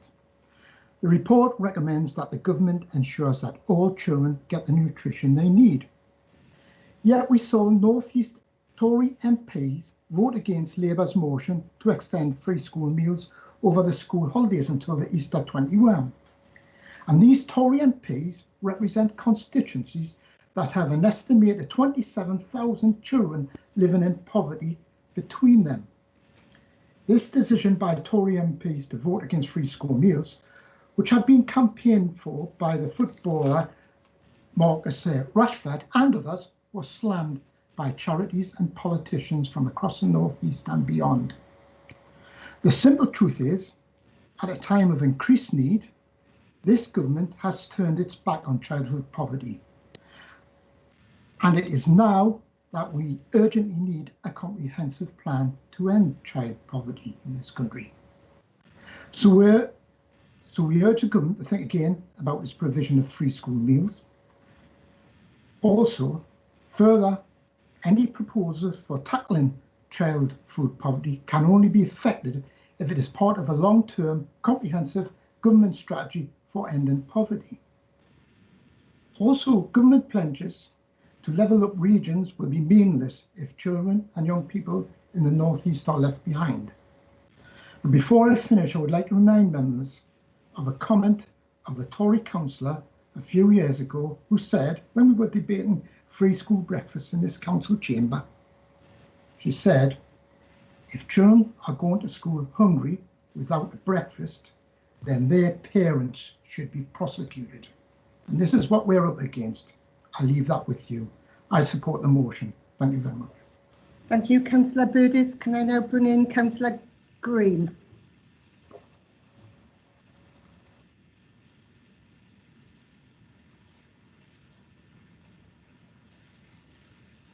Councillor Green.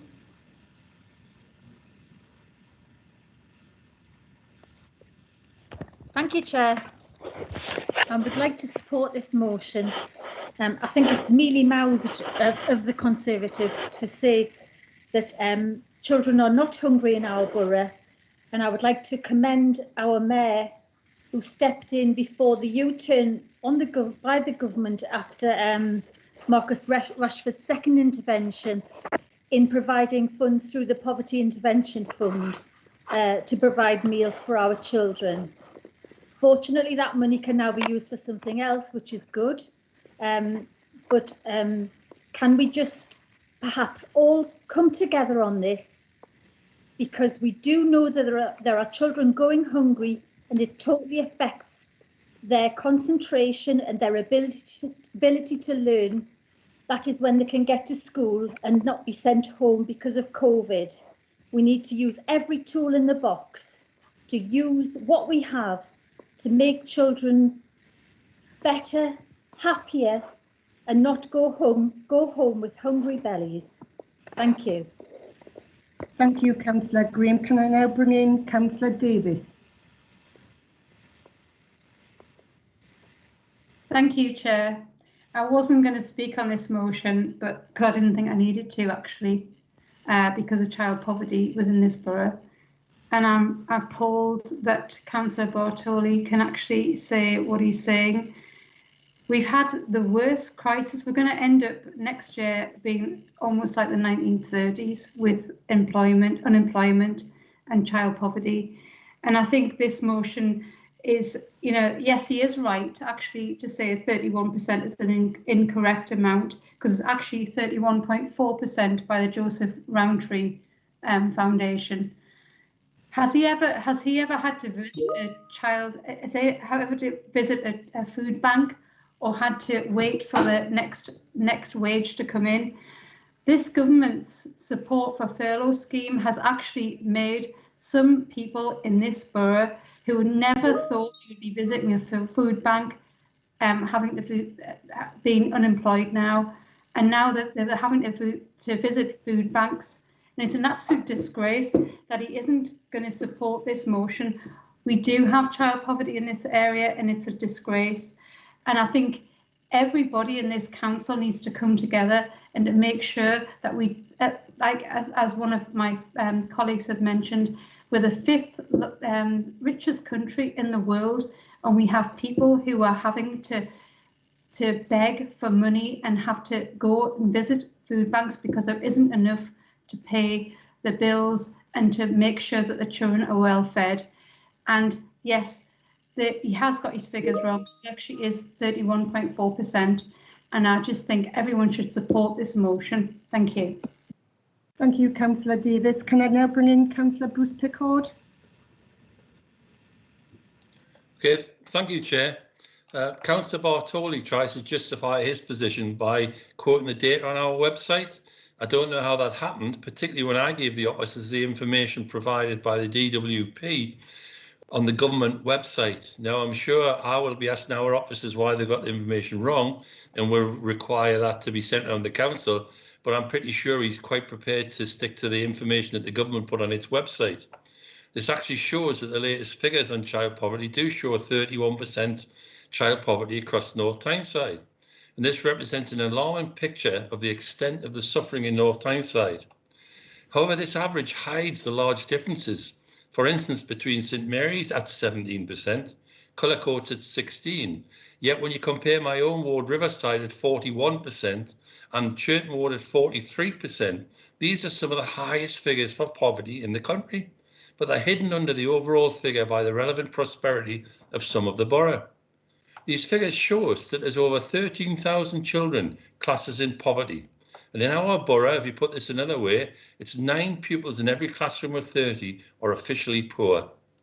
We do not have the resources of central government or control of the benefit system, but we cannot ignore the severity of the problem, particularly for children, or ignore large areas of the borough suffering in real poverty. That is why we're asking the council to support the call by the North East Child Poverty Commission and the End Child Poverty Coalition for government as a matter of urgency to produce a comprehensive plan to end child poverty. It's interesting that in 2010, the Child Poverty Act was passed. This went through Parliament with cross-party support. However, the Conservative government repealed this act in 2016 with the Welfare Reform Act. This showed that the Conservative government were no longer committed to working towards ending child poverty, and indeed, the number of Prime Ministers they had that failed to reach their own targets on child poverty was actually amazing. Since the Conservative-led governments have pursued an agenda of cutting public spending, it's had a massive impact on families and children, much more than any other social group. Figures from the Department of Work and Pensions also show that 72% of children living in poverty are in families with at least one adult in paid work. All of this in one of the richest countries in the world. This can't be tolerated. Chair, I support the motion and ask the Council to agree to the recommendations. Thank you.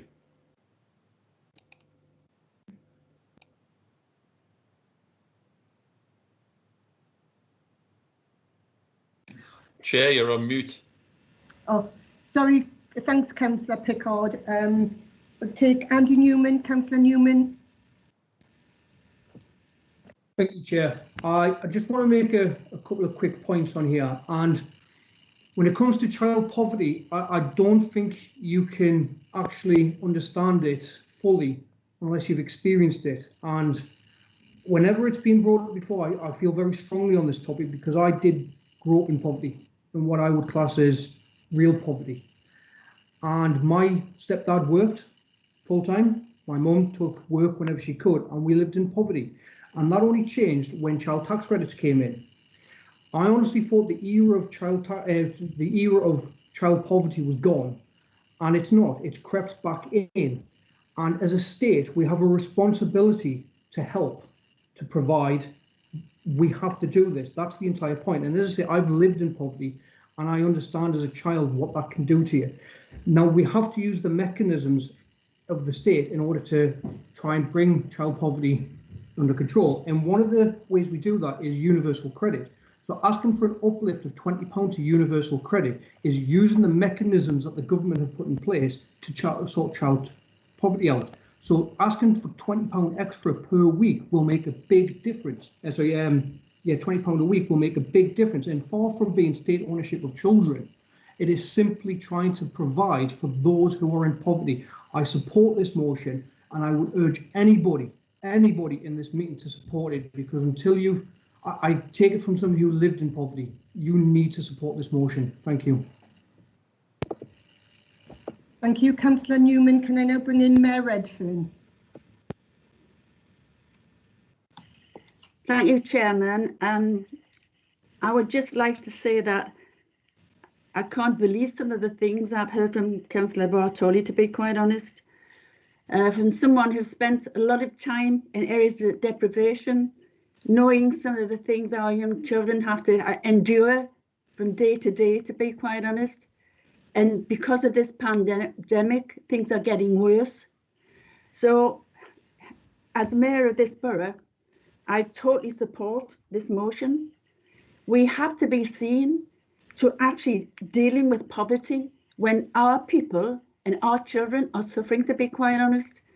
I have been out over this last few weeks visiting people, fantastic residents in this borough who are collecting from every resident their street food and all sorts of things to give to those who are less fortunate than ourselves.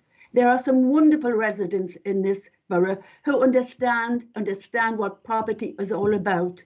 It's very sad that someone in the Conservative Party don't understand how difficult it is for those people. Thank you, Chairman. Thank you, Mayor Redfern. I'll bring in Councillor Brockbank. Thank you, Chair, and thanks for the opportunity to come in on this.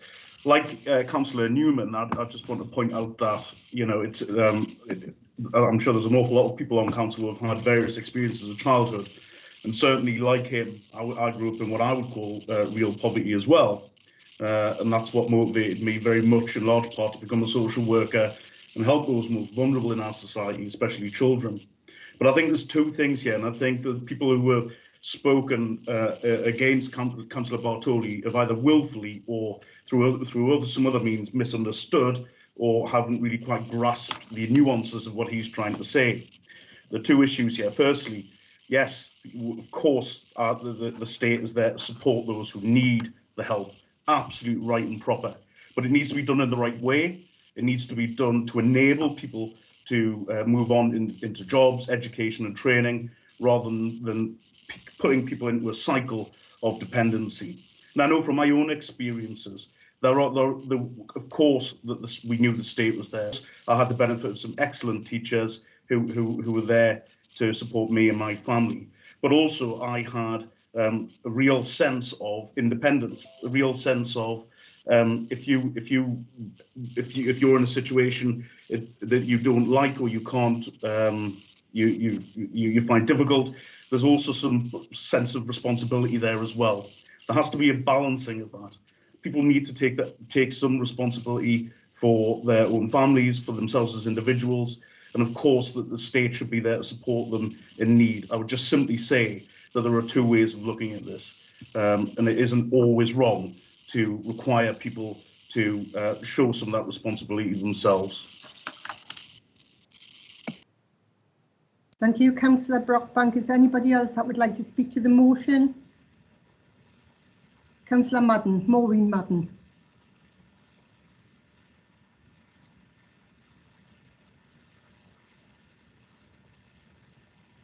Councillor Maureen Madden. Hello, yeah. Hello, Councillor Madden. Yeah, can I just say that I would like to speak to the motion, and I'm appalled at what I've just heard from the two Conservative councillors. I work with people every day who are fighting a benefit system that has went back in the last 5 to 10 years, thanks to the Conservative government. I also am a volunteer in another project where we fed 50 people last week when the children were off school. 50 families we fed with a hot meal every day. Those families were so appreciative, and we had one family who had her husband had no supply teaching from March. They'd applied for universal credit. They waited 7 weeks for it to come through. She had just had a baby and she was feeding herself every other day so that she would produce milk for that child. That's what poverty is. We had another family who came to us and said, I'm so glad you put some shampoo in that bag of goods that you gave us, because I've been washing my hair with soap for weeks because she couldn't afford to buy a bottle of shampoo. That £20 that we are asking for to be retained onto universal credit would actually partly make up, only partly, for the money that's been taken away by this government from people on benefits. They've reduced that you can only get child benefit for 2 children. They've reduced the money you can claim on universal credit and other benefits to 2 children. How do you feed 3 or 4 children with the money that you've only got 2 to feed on? It's an absolute disgrace. And I would say to those 2 councillors, come and see the work we do. Come and see the way people have to live when they've got no money. And that's what I feel so angry about, that they can come out with crass statements like that at this meeting tonight. Thank you, Councillor Madden. If there's nobody else that would like to speak to the motion, I think we will go to the vote. Can I ask those in favour of the motion, can you please raise your hand, please?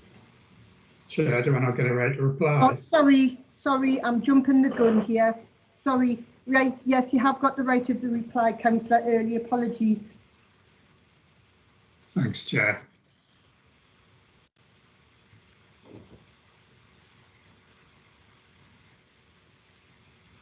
You're on mute. I genuinely had hoped that this would be a non-controversial motion, and I took care to include some of the work that the government had done in trying to address the worst effects of poverty on the in terms of those affected by the pandemic in the motion, and to cite that as a good development. What I feared was that it would degenerate into a discussion of measures of poverty and which figures are accurate and which figures shouldn't be relied upon. Just for the sake of Councillor Bartelli, the figures I used were taken from a report produced by Professor Donald Hirsch and Juliet Stone at Loughborough University, using new local indicators of child poverty before housing costs, which were published by the DWP and HMRC in March 2020. Calculating poverty levels after housing costs gives a more accurate measure of families' disposable income and how much families have to live on. All the figures for child poverty refer to child poverty after housing costs. That is the percentage of children living with less than 60% of the median UK household income. But that said, if you are a child living in poverty, your concern is not with various definitions of extreme poverty, absolute poverty, or with the statistics on poverty. Your concerns are that on a daily basis, you are living in a situation where you have to deal with the reality of insufficient food, insufficient heating and clothing, and a lack of access to wider cultural experiences and leisure activities which other children receive. As Councillor Pickard said, we are the 6th biggest economy in the world, and even taking into account the current economic situation in the UK, we could and should be able to tackle the problem. I firmly believe that the national long-term strategy to alleviate child poverty, which we don't have at the moment, we can begin to reduce its pernicious effects and eventually eradicate it. To my mind, as I say, this should not even be a party political issue, but a matter of our ethical stance and priorities as a society. I'm very sorry that Councillor Bartelli thinks that the proposals to take action on child poverty and really try to affect some of the roots of child poverty is a sledgehammer to crack a nut. I think it's an enormous and increasing nut, and it's going to need a massive amount of support from all of us at local, regional and national level to achieve what we need. Councillor Brockbank can talk about, people in poverty having to take responsibility and move on and not get into the cycle of deprivation. But of course, what we're talking about here is children in poverty. How on earth are they supposed to show responsibility? How are they supposed to lift themselves out of poverty without support from, as I say, local councils, certainly, voluntary groups, certainly, but the real thrust on this, the real initiative to tackle this has to come with a strategic and well-funded plan from central government. And I think it's a disgrace, as many people have said, that in 2021 we have increasing levels of child poverty in one of the richest countries in the world. And I again urge everybody, all elected members, to support this motion. Thank you. Thank you, Councillor Early. We'll now go to the vote. I'm just making sure everyone's alert, that's all. Right, so can I ask those in favour of the motion to indicate by raising the hand, using the hand function, please?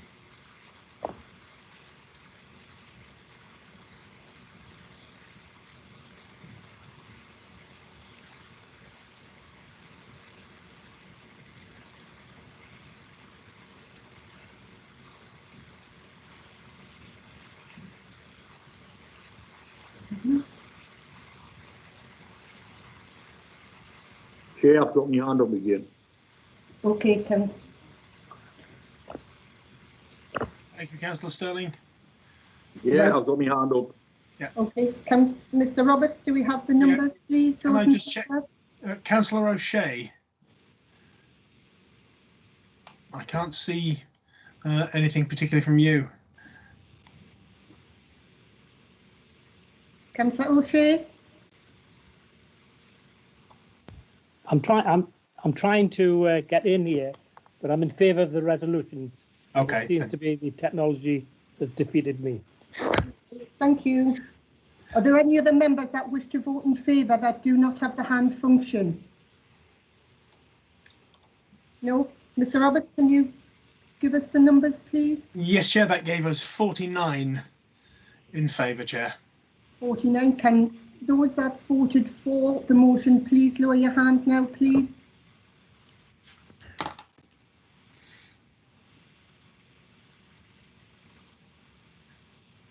If all hands are lowered, can I now ask those against the motion to raise their hands?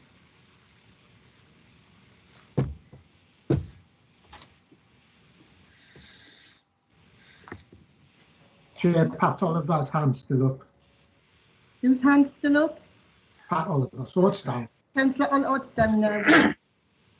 So there's nobody against the motion. Is it down now, my hand?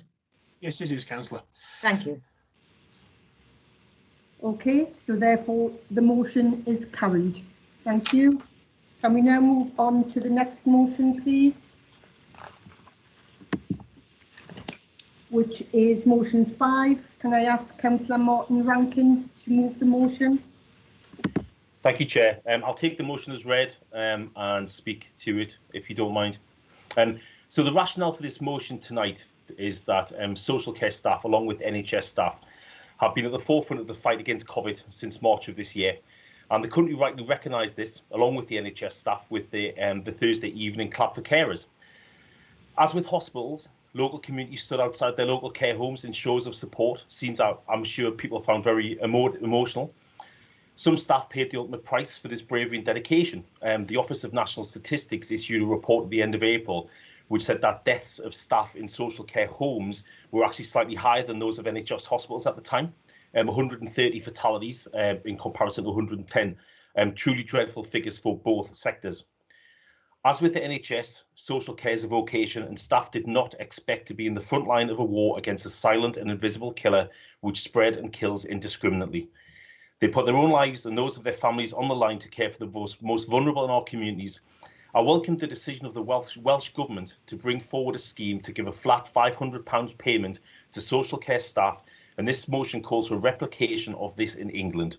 It is a huge insult to care workers, the recent government decision via HMRC that decided to tax this income, because of course rules can be waived if there is a political will to do so, and we've seen that very much from the point of view of the government's own procurement rules and the information that's coming out now about some of the contracts that were procured during the pandemic first phase. Skills for Care, which is the strategic body for workforce development in England, in its latest report to October, states that in England there are 1.3 million social care workers involved in the sector, of which 800,000 are full-time equivalent positions. 24% of those positions are 0-hour contracts. 27% are staff aged over 55, where there is an increased risk of COVID complications. 82% are female, with an average age of 44. And the average median pay is £8.50 per hour, which is roughly in line with minimum wage. So if you look at what people get paid in the sector, if you are on the national living wage, then effectively you will take home pay of around about £305 per week. And so this £500 tax-free bonus, which I'm proposing, is around about 1.5 weeks' pay. If you are 18 to 20 years old and you're on £6.45 per hour, then your take-home pay is £245. And so it is roughly it's an equivalent of 2 weeks of take-home pay. Chair, the purpose of this motion tonight is very clear. It is to financially reward, in what I've demonstrated to be a very small way, social care staff in North Tyneside and across England for their bravery, their dedication and their sacrifice through the pandemic so far, and to do so in a way which they do not incur deductions for PAYE and national insurance going forwards. Thank you. Thank you, Councillor Rankin. Do you have a seconder? I do. Yes, Chair. I'd like to second. I'll reserve the right to speak. Thank you. I'll now invite members to speak to the motion. Councillor Brockbank. Thank you, Chair. Again, I have proposed an amendment. I'm sure Mr. Roberts will be able to advise you on that. Oh.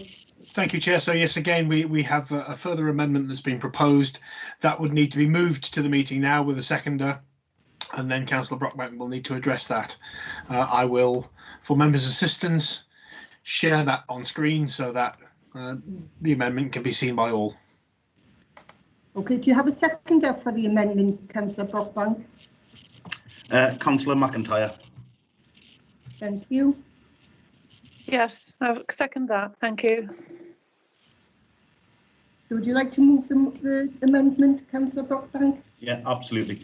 Thank you, Chair, once again for the opportunity to address Council on this motion, which is, I'm absolutely sure, has been put forward in goodwill. But which we on this side of the chamber believe requires some amendment, as not only does it make confused and confusing reading as to whether the Secretary of State for the UK is invited to extend this £500 to all nations in the Union, or just England, and if so, why just England? But also there is a lack of clarity in some of the terminology, the professional terminology used. Do the movers mean care staff in care homes, home carers that go in, social workers? I'm sure that members of the council who are aware of the social care sector will know there are very distinct differences in role, frontline risks and salaries, so there needs to be some clarity there. It is absolutely the case that professionals in the social care sector perform an incredibly vital role for which the nation is thankful. Equally, there are a whole range of key workers that support the most vulnerable in our society, at times at great personal risk to themselves. It seems misguided that the movers of this motion seek to focus on one specific group of key workers over all the others, and use one example in one nation to support their argument, rather than recognising, as they should, the welcome news yesterday of the pay rise for those in the NHS, including those in social care professions employed by the health service, if their salary is under £24,000. If you're an hourly paid care worker, then your annual wage could quite conceivably be under this salary band. But the movers of this motion must be clearer in who they're referring to. On this side of the chamber, we're committed to fighting the virus and saving lives whilst recognising the efforts of all key workers. Indeed, the Chancellor did so yesterday in his spending review, and we hope that the Labour Party will have the sense to see that it's not only for social care staff, but for all who benefit from the unprecedented investment this government has provided for the public sector during this pandemic. Thank you, Chair. Thank you, Councillor Brockbank. Can I invite other members to speak to the amendment?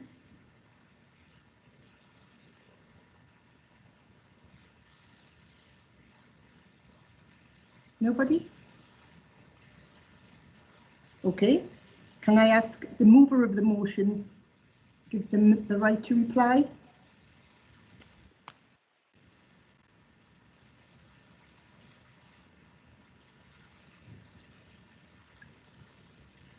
Hello? Sorry, 2 seconds, Chair. I was just bringing the screen back there.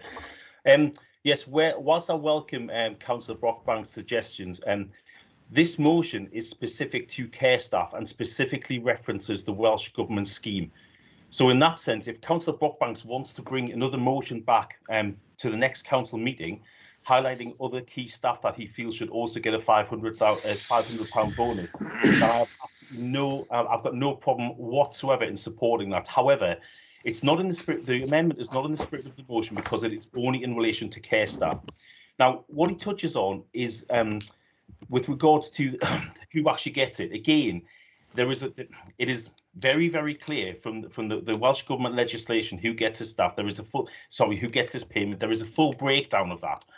From the point of view of all the different roles that qualify for it, and from the point of view of full-time, part-time, etc., the relevant periods for qualification, and also a full breakdown of all roles in the care sector. So that is all there. And when we write to the relevant minister, we'll be referencing that, and they will be aware of it as well. It's not my fault if Councillor Brockbank did not look at that before he actually put the amendment forward tonight. So I would suggest that this amendment is voted down. Thank you, Chair. Thank you, Councillor Rankin. I will now call for a vote on the amendment.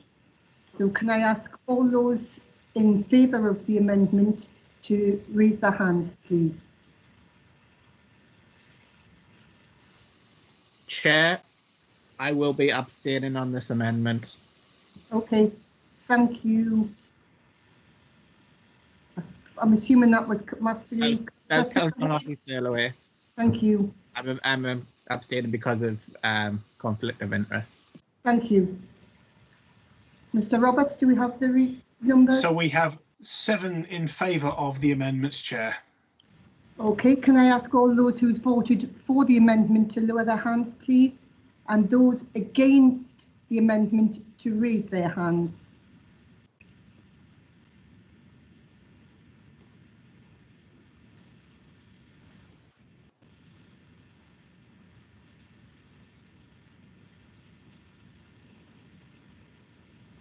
Is anybody there that hasn't got the ability to the hand function? If they would like. Yes. Well, I've got my hand up, you know, for against the amendment. Sterling, thank you. I may not be here for much longer because my battery on this phone is running short. Okay. Councillor Karen Clark. Councillor Karen Clark. Hand. Yes, not in favour of the amendment, and I can't show a hand at the moment. Right. Sorry. Thank you, Councillor Clark. Thank you. Mr. Roberts, do we have the numbers? Sorry, Chair, that is 47 against the amendment. 47. So the amendment is defeated. So therefore, can I now ask people to speak to the original motion?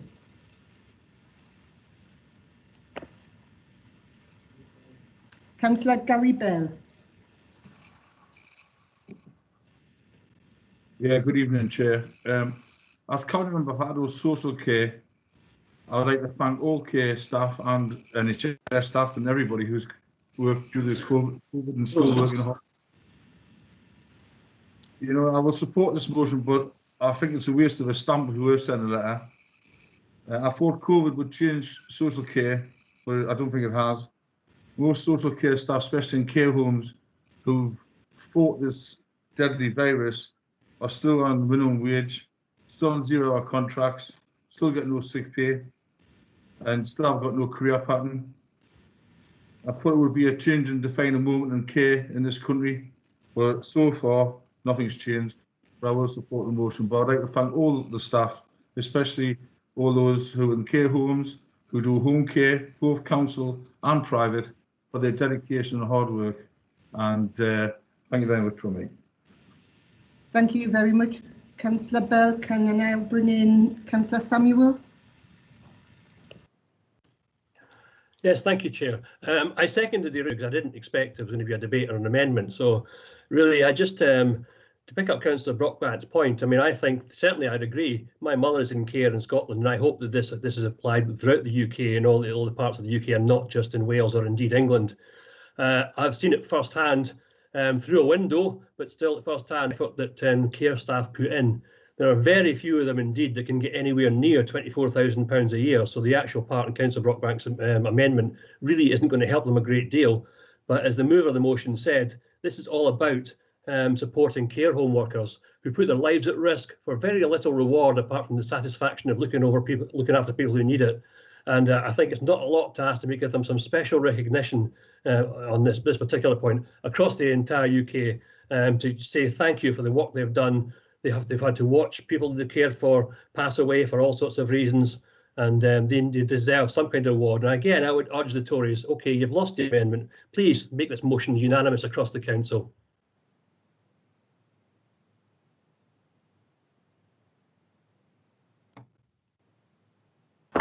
Thank you, Councillor Samuel. Can I bring in Councillor Kath Davis, please? Thank you, Chair.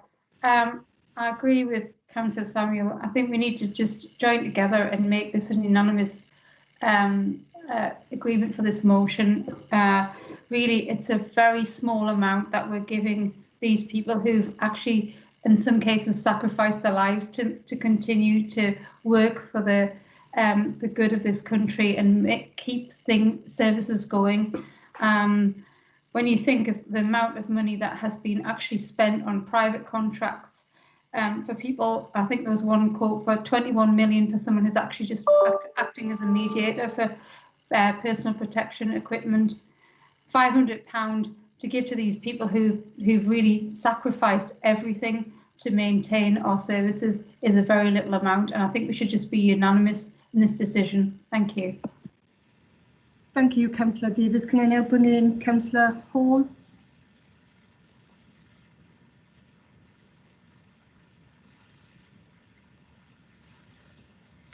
Sorry, accidental.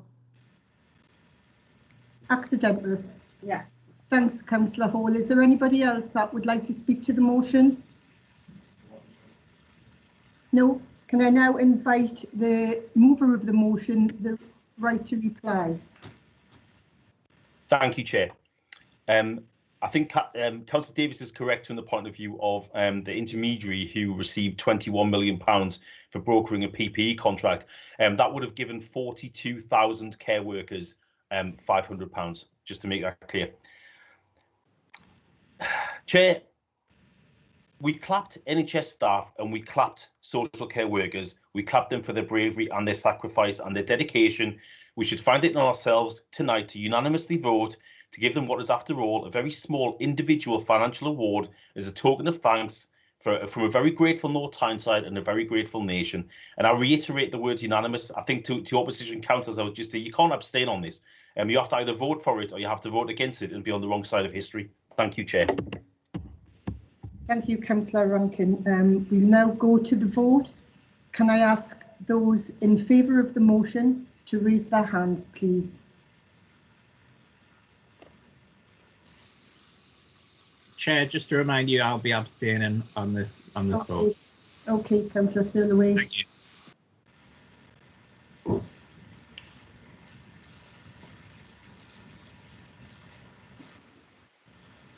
Just to see a chair, I've got my hand up again.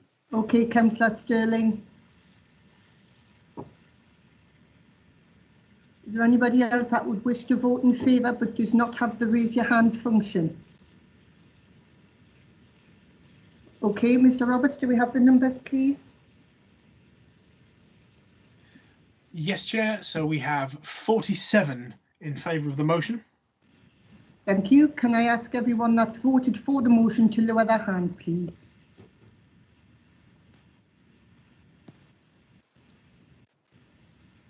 Councillor Clark, your hand's still raised.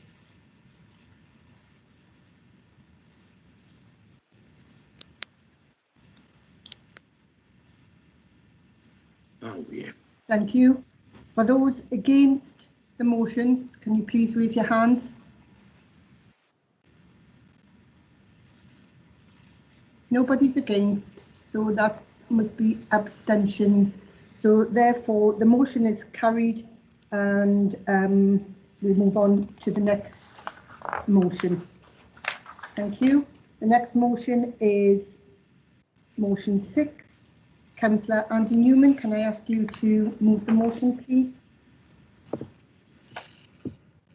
Thank you, Chair. First off, I think it's only fair that I give members a little bit of background into this motion so they have a full understanding of what's going on.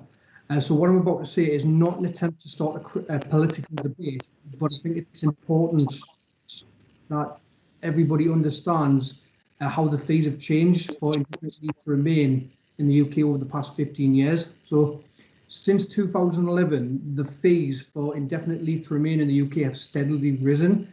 And at this moment in time, it stands at £2,389. So that's how much you have to pay to stay within the UK. Importantly, this is per person, which means that a family of 4 could have to pay around just under £10,000 to stay in the UK. And this figure doesn't include associated legal fees that some of the applicants may wish to pay. Now, currently under the rules, there's no clause to exempt Commonwealth veterans and their families from paying these fees. And while Commonwealth veterans are supposed to receive indefinite leave to remain in the UK, many of the veterans have stated that the military has failed to inform them that they needed to make immediate applications when their service was complete, and many of them actually thought that it was automatic. Unfortunately, this is not the case, and it can lead to many Commonwealth veterans facing spiralling debt and uncertain immigration status, because the reality is, if a Commonwealth veteran is unable to pay for these fees, then they and their family face the prospect of either taking on large amounts of debt or failing to pay leaves their immigration status in doubt and the very real prospect of deportation. Also, and it's very important to note this, that whilst their applications are ongoing, Commonwealth veterans are unable to seek employment and unable to claim benefits, which I think, considering the service that they've given, is absolutely shocking. Now, I could go on about a number of publicised cases, such as Help the Commonwealth 8 campaign, which are a group of Commonwealth veterans who are in the middle of a legal battle with the MOD over systematic failures in the discharge process, or in the case, and please forgive the pronunciation because I don't think I'm going to pronounce this wrong, but the case of Tietsu Ratchanaru, who is a Fijian veteran who served in Iraq and Afghanistan, who was handed a £30,000 bill by the NHS because of his immigration status. Now, I would urge anybody who's interested in this subject to research those 2 cases because they're fascinating as well as they are completely shocking. However, I actually want to talk about somebody called Duran Guscott. Now, if you've never heard of Duran Guscott, you'll be forgiven because his case is not very well known. He and his brother left Jamaica to serve in the British Army, and I had the honour, if not the complete pleasure, of serving with both these men. Duran served in Iraq and Afghanistan, just like his brother, and after leaving the military, I kept in contact with him. And when I first got involved in politics, I was on my way to a conference when Duran asked me if I got the opportunity to bring up the fact that he had to pay thousands of pounds for leave to remain in the UK, and the MOD hadn't helped him. I was even more shocked to discover that the application being so complicated and his immigration status being so important to him that he ended up paying a solicitor thousands of pounds as well to assist in the application. And my question to this, which I hope emphasises why I think this is such an important motion, is where was the MOD during this whole process? This man has given so much to this country, and yet when his service was complete, the MOD did not assist him. There was no help, and he was left on his own. Now, I bring this case up because it's not an exception. his case is not public. It's just something he told me, and I had his permission to bring it to this council. It reveals that there are systematic failures within the discharge process in the MOD, and the government really needs to get a grip of this. I believe his treatment, to be quite honest, is a complete and utter betrayal. And Councillor Newman, you have 1 minute. The actions of the MOD, thank you, I'll try and finish up. The actions of the MOD have been completely immoral. Now, I'm going to finish by just reminding the people in the chamber, the councillors in this chamber, just exactly what this motion is calling for. So on the one hand, it's asking for us as a council to support Commonwealth veterans during the process, and if there's been any issues, that we give dedicated support to them. But it's also asking the government changes the policy that in my mind is completely immoral, and we're asking that veterans who have served for 4 years have automatic and free of charge indefinite leave to remain in this country, and any veteran who serves for 12 years is given automatic citizenship as a reward given to them by a grateful nation for years of sacrifice. And I would ask anybody here who it doesn't agree with me, tell me why this is not a fair reward. I don't think this should be political. I look forward to everybody supporting it. Thank you. Thank you, Councillor Newman. Do you have a seconder? Yeah, it's me, Chair, Councillor Gary Bell. Would you like to speak, Gary? Yeah, I would do, because I think I'm going to go off shortly. So, thank you. Chair.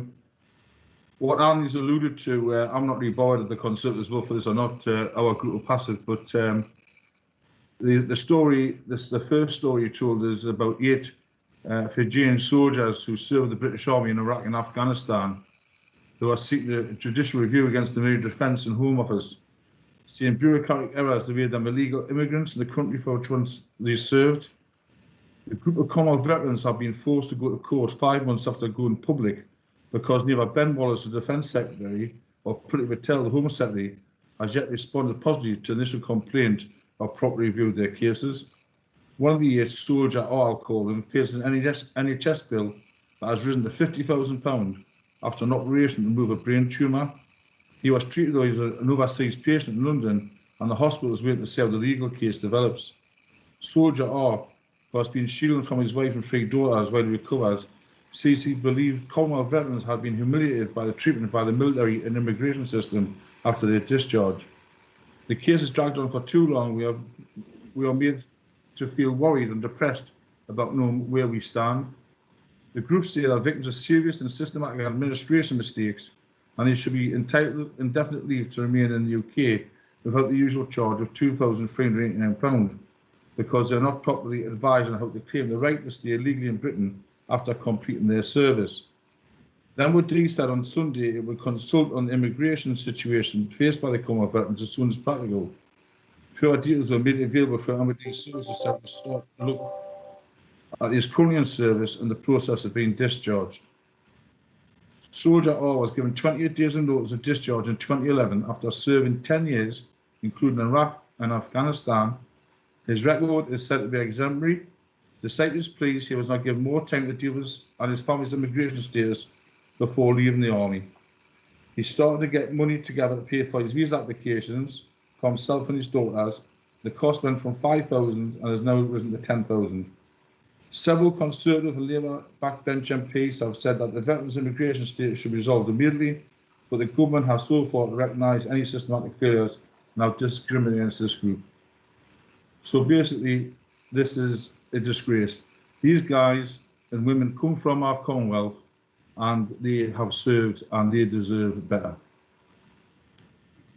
Thank you, Councillor Bell. I'll now invite members to speak to the motion. Councillor Brockbank. Thanks, Chair. I'm sure Mr. Roberts will advise. We have an amendment. Yes, Chair. So once again, there is an amendment in relation to this matter. So if I share the screen, and again, this will require seconding and then debating prior to the substantive motion. Councillor Brockbank, do you have a seconder for this amendment? Councillor Bartoli. Okay, would you like to move the amendment? Yes. Yes, thank you, Chair. I just want to say that, firstly, the Conservative group fully supports this. motion, and I think it's a credit to the movers of this motion that brought it. The Conservative group fully supports any motion which recognises the bravery, heroism and self-sacrifice given by those who have served this country in the armed forces in whatever capacity, whether as a UK-born or Commonwealth-born soldier, seaman or airman. Our amendment probably seems a little bit pedantic, but I think it's probably just worth noting. But it is important that those very, very small minority of veterans who have served and who may have been dishonourably discharged for serious criminal offences cannot reasonably be granted UK citizenship. The behaviour has been criminal. It breaches the social contract the Commonwealth citizens have made with the UK and needs to be reflected in this motion. So I would just ask the Labour group as well as others to consider this as not a political point. It is simply a point of clarification. But as I say, the Conservatives will support this motion. Okay, thank you, Councillor Brockbank. Is there anybody else who would like to speak to the amendment?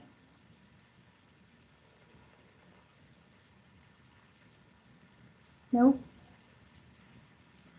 So the mover of the motion, would you like the right to reply?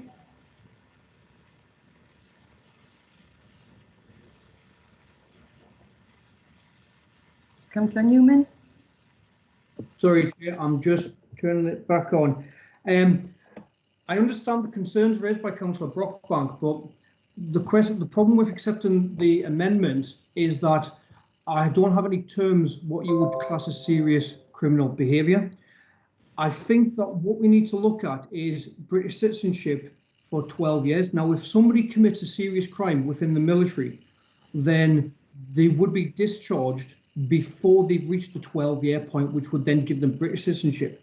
If somebody has then reached 12-year point, then they are given British citizenship as a reward and therefore would be under the jurisdiction of the British criminal justice system. So I'm not in favour of accepting this amendment for that very reason, because what it kind of alludes to is that the service of these gentlemen and women should not be taken into consideration. They should not be getting it, or that it could be revoked in some way. I think that it should be denied, and I can't support it. Thank you. Okay, right, I'll call for a vote on the amendment. Those in favour of the amendment, can you please raise your hands, please?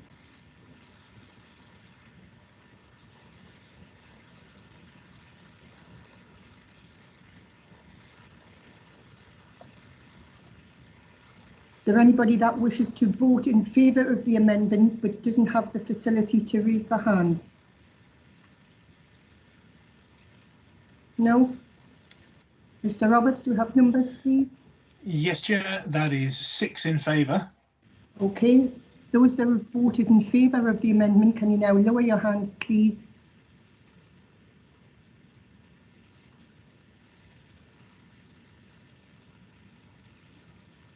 All hands lowered.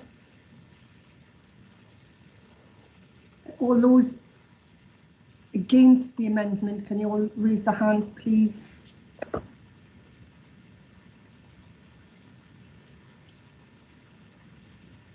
Is there anybody that wishes to vote against the amendment but doesn't have the facility to raise the hand? Can you please let yourself be known?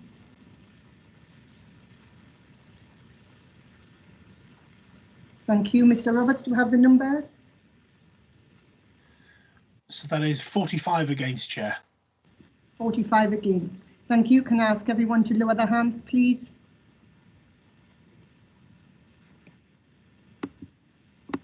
So the amendment is defeated. So therefore, can I ask members to speak to the original motion? Thank you. Councillor Samuel.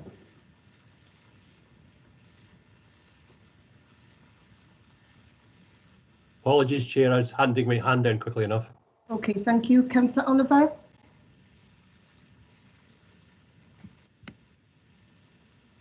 Same thing, I can't get the hand down. Okay, thank you. I keep trying. Is there anybody else that wishes to speak to the motion? Councillor Leonard, Parker Leonard, is that you with the hand up? No, sorry, Chair.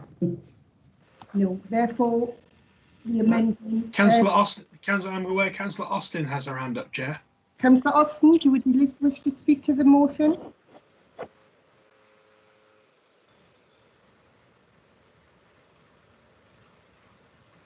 Councillor Bell? Yes, Chair, I was cut off before, but I'm obviously back now. I just didn't get the last point over, which was that all this comes about as part of the hostile environment process of tightening UK immigration regulations from 2012. The Commonwealth veterans increasingly found themselves squeezed by the official system. That was the last part of my my speech. And I'm sorry I didn't see the amendment from Councillor Blackburn. Okay, sorry about that, Gary. Okay, is there anybody else that would like to speak to the motion? Can you lower your hand, please, Councillor Bell? No, so I now invite the mover. I have Councillor Eddie Dark's hand up, Chair. Councillor Dark, Eddie Dark. No, that hand's gone down now, Chair. Okay, can I now invite the mover of the motion, the right to reply? Thank you, Chair. I don't think I really have much to say on this because I do believe that it's going to be unanimously passed. I just want to say that we have to understand that this is about veterans who have served this country and have served with distinction. I know that some of the Conservatives wanted to try to bring criminal justice systems in it, try and inflate it, try to change the motion. This is specifically around veterans and what they should get as a reward. They have served our nation and the treatment they have received has been completely immoral, and I do look forward to everybody supporting this motion. Thank you. Thank you, Councillor Newman. Can we now move on? No, it's not. It is. Move on. No, it's the vote. The vote. Right. Can those in favour of the motion, can you please raise your hands, please?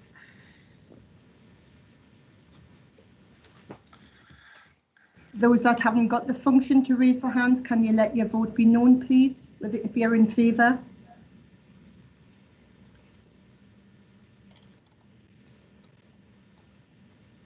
Okay. We have numbers, Mr. Roberts? I have 49 in favour, Chair. Thank you. Can you everyone lower their hands, please, that voted for?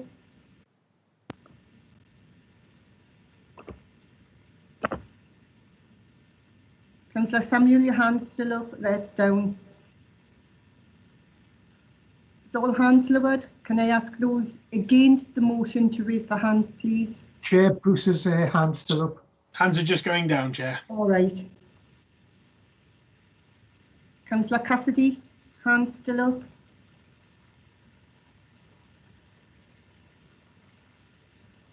Thank you. And my screen's gone funny. Okay, those against the motion, can I ask you to raise your hands, please?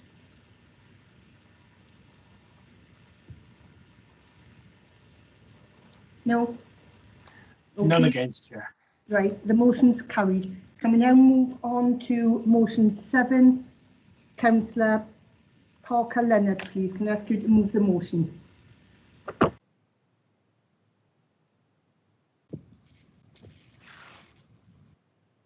Hi, Chair, can you hear us all right? Yeah. Yes, Councillor. Yeah. Thank you. Yeah, so I'll move the white ribbon motion. Is it time for me to read out now? Yes, go ahead. Yes, you can read your motion. Thank you. Thank you. The White Ribbon campaign started in Canada in 1991 in response to a campus shooting at an engineering school. The shooter targeted and separated women in a classroom. He shot and killed those women, then proceeded to move around the school, hunting down and killing more women. 14 talented and ambitious women lost their lives.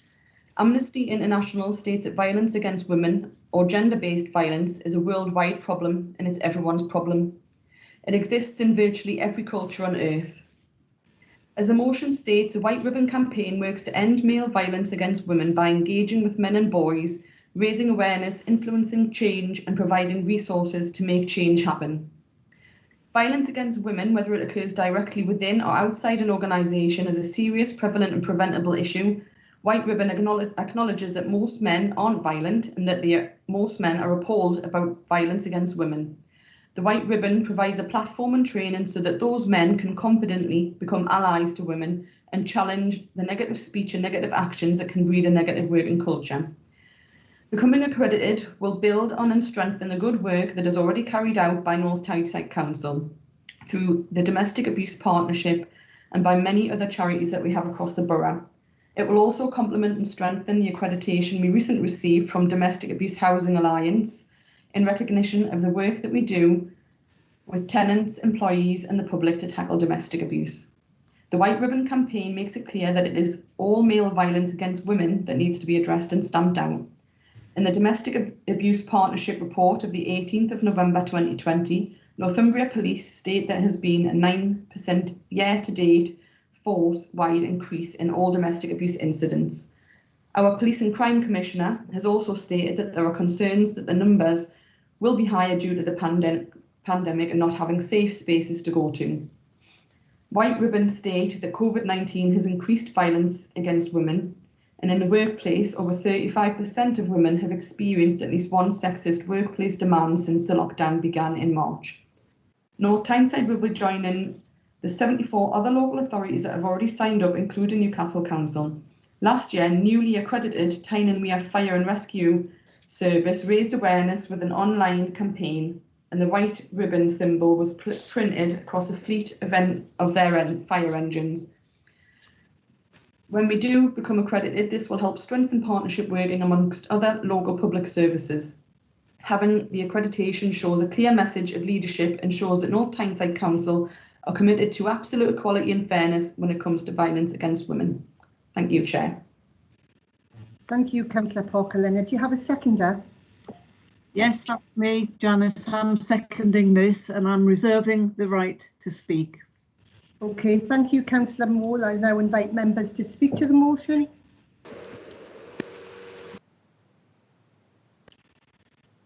Councillor Gary Bell.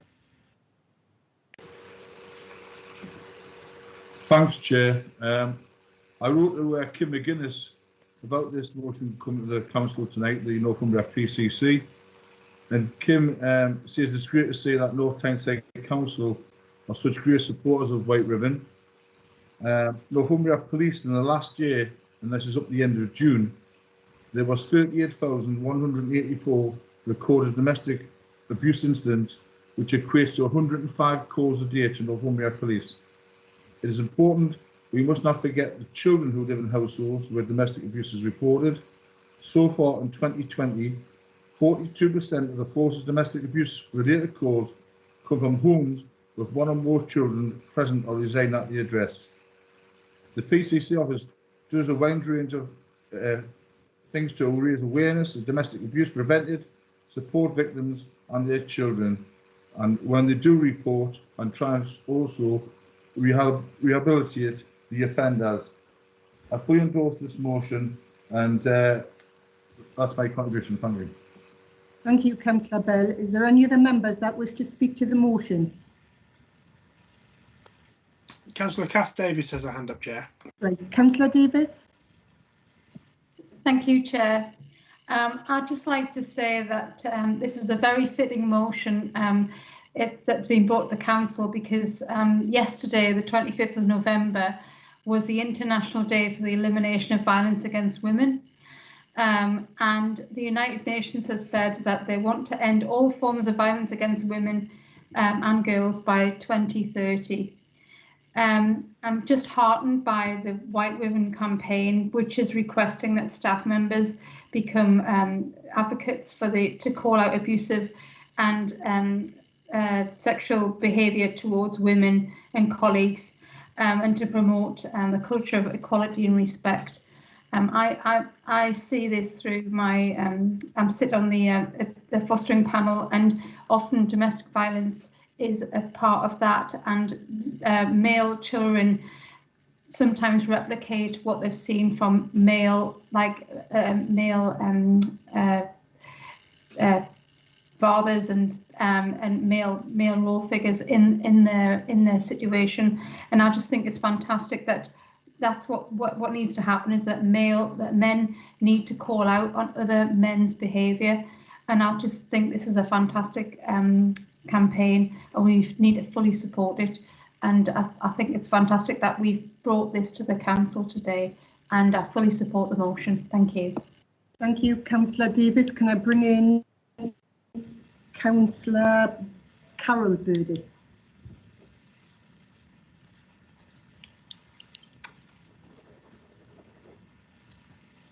Thank you, Chair. I support this motion because often hidden violence against women persists throughout society, and as this motion highlights, almost 1 in 3 women will have suffered domestic abuse during their lifetime. 2 women are murdered each week by their partners in England and Wales. Our society has unfortunately and disgracefully often closed its eyes to this hidden crime. We cannot continue to do this, and we must accept that we need to act and stop the suffering of the abused. The motion sets out a plan that will, I believe, help reduce domestic violence and show how unacceptable that this abuse is to society. It asks that men and boys become ambassadors to call out abuse and engage with others to show how violence and abuse against women and girls is totally unacceptable. The motion will also ask the Mayor to work towards accreditation within the White Ribbon programme, which I commend. These are positive actions that we all need to support. Without the help of men and boys to encourage and engage with others, it will be much more difficult to stop domestic abuse and violence within our society. I support this motion. Thank you, Councillor Burdis. Can I now bring in Mayor Redfern? Thank you, Chairman. I would hope that everyone in the council here tonight could support this motion, not only because we need to look after the women in our society, but it does have a terrible effect on our young children too. So much so that they carry it for a long, long time in the future in their lives. So please, everyone, support this motion. Thank you, Chair. Thank you, Mayor Redfern. Is there anybody else wish to speak to the motion? No. Can I now invite the mover of the motion? Oh, is that somebody's hand up? No. Oh. Councillor Richardson. Councillor Richardson, would you like to come in? Thank you, Chair. I would just very quickly, just to add another male voice in support of what I think is a fantastic motion. Thank you. Thank you, Councillor Richardson. Is there anybody else wish to speak to the motion? No. Can I ask Councillor Parker-Leonard to reply? Yeah, just briefly, thanks for the support for the motion. I believe the White Ribbon accreditation is only going to strengthen our commitment to equality and fairness. It will improve the culture of the organisation and send a message which will extend to our communities. Please support the motion and help to end male violence against women. Thank you, Chair. Thank you, Councillor Parker-Leonard. We'll now go to the vote. Can I ask those in favour of the motion to raise their hands?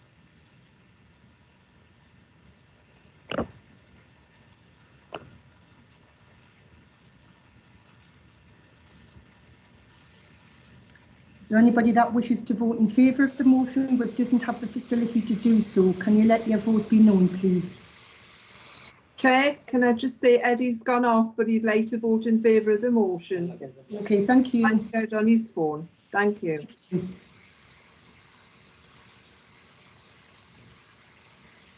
Mr. Roberts, do you have the numbers? Yes, Chair. That is 49 in favour of the motion. Thank you. Those that have voted for the motion, can you now lower your hands, please?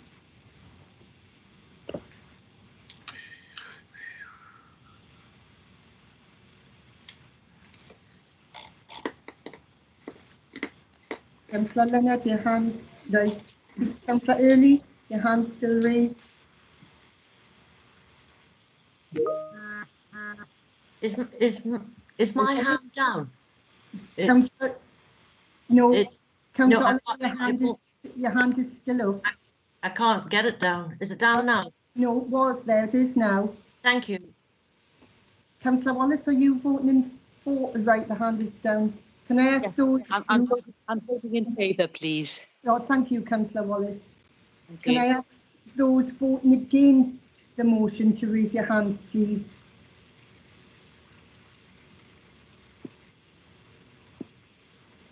Councillor Wallace, are you voting against the motion? No, your hand's down again. I'm voting in favour. Thank you. Right, there's nobody voting against the motion, so the motion is carried. Thank you. Can we now move on to motion 8, and can I ask Councillor Jim Allen to move the motion, please? Thank you, Chair. I hope this gets unanimous support from everyone. It's not about doing away with fireworks, but it's looking to improve the current regulations to make it more controlled. It's clear from the available information that fireworks can impact negatively on animals as well as people. The RSPCA believes the law is failing as it does not prevent or reduce the risk of fireworks causing distress or anxiety to people or death, injury or distress to animals. I believe that updating the law would improve the situation for animals and people. And as I've got 6 areas I'm going to try and quickly go through. One is limit the public sale and use of fireworks to on or close to specific dates and times. The RSPCA supports the current restrictions on the sale of fireworks to the public on or close to agreed traditional dates, November the 5th, New Year's Eve, Chinese New Year, Diwali. These dates are already recognised as being exceptional in the regulations, and I believe that the existing prohibition on sales at all other times could and should be extended to include use as well. This could be enforced by a licensing system for private displays outside of these dates. The second one is tighter restrictions on the sale of fireworks in the run-up to November the 5th. Tighter restrictions should be placed on the sale of fireworks in the run-up to November the 5th. At present, they can be sold from the 15th of October through the 10th of November, whereas the restrictions for the sale of fireworks for the other traditional dates are much tighter. Based on the experience of New Zealand, I believe the sales permission should be limited to the 29th of October through the 5th of November. The third is reduce the maximum noise level of fireworks available to the public, ensure they are labelled accurately.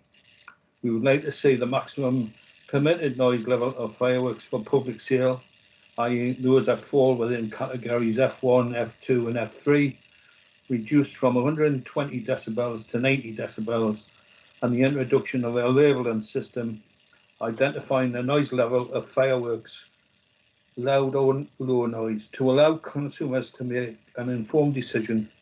Setting the limit at 90 decibels would be consistent with the approach in other countries and encourage manufacturers to design and produce quieter fireworks. Fourth is licensing of all public fireworks displays. We'd like to see all public fireworks displays licensed by the relevant licensing authority, with information about the proposed display provided in the local area several weeks in advance. Be put in place and a process for residents to appeal against the granting of the licence. This process should also apply to people seeking to hold private displays at special events such as weddings. The licensing process should require due consideration of the potential negative impact on animals and, where possible, mitigation measures to reduce this impact. Fifth one is raising awareness, and that's really making pet owners and older people aware that there's going to be fireworks going off in their particular area.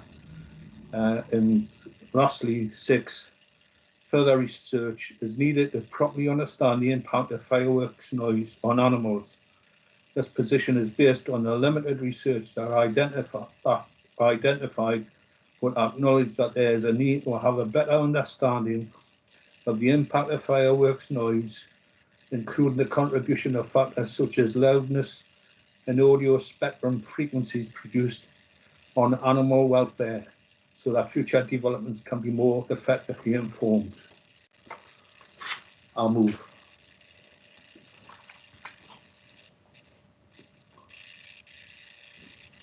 Thank you, Councillor Allen. Do you have a seconder? Yes, Chair, Councillor Harrison. Hello, thanks, Councillor Harrison. Do you wish to speak? Thanks, Chair. Not wishing to distract from the importance of this motion, I think which is adequately covered by Councillor Allen, and given the positive comments made by Councillor Wallace, in the interest of expediency, I'm pleased to formally second this motion and reserve the right to speak if need be. Thank you, Chair. Thank you, Councillor Harrison. I'll now invite members to speak to the motion.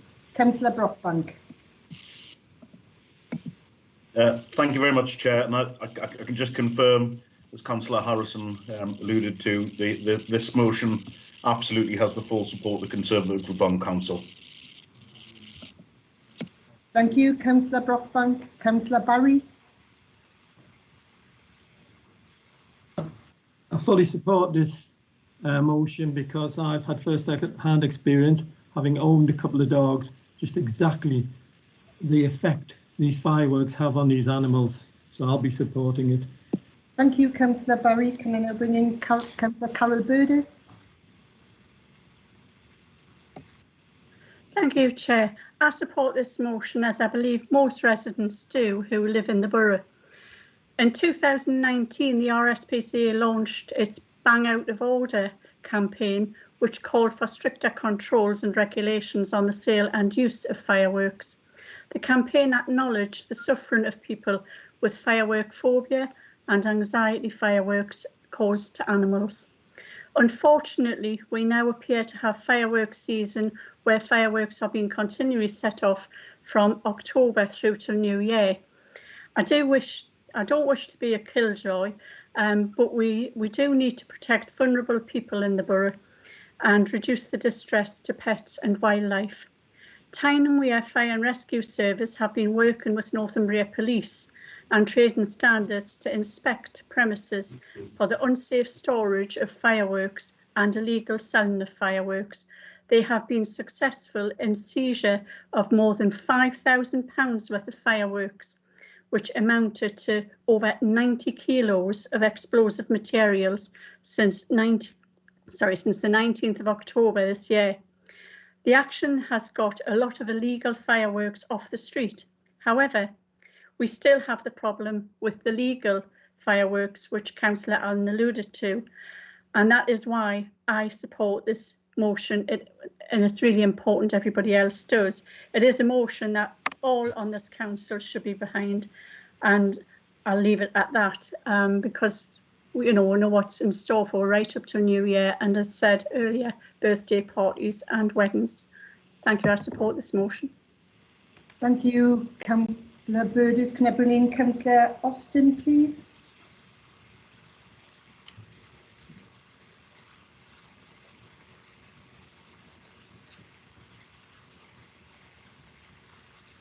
Councillor Austin, do you wish to speak?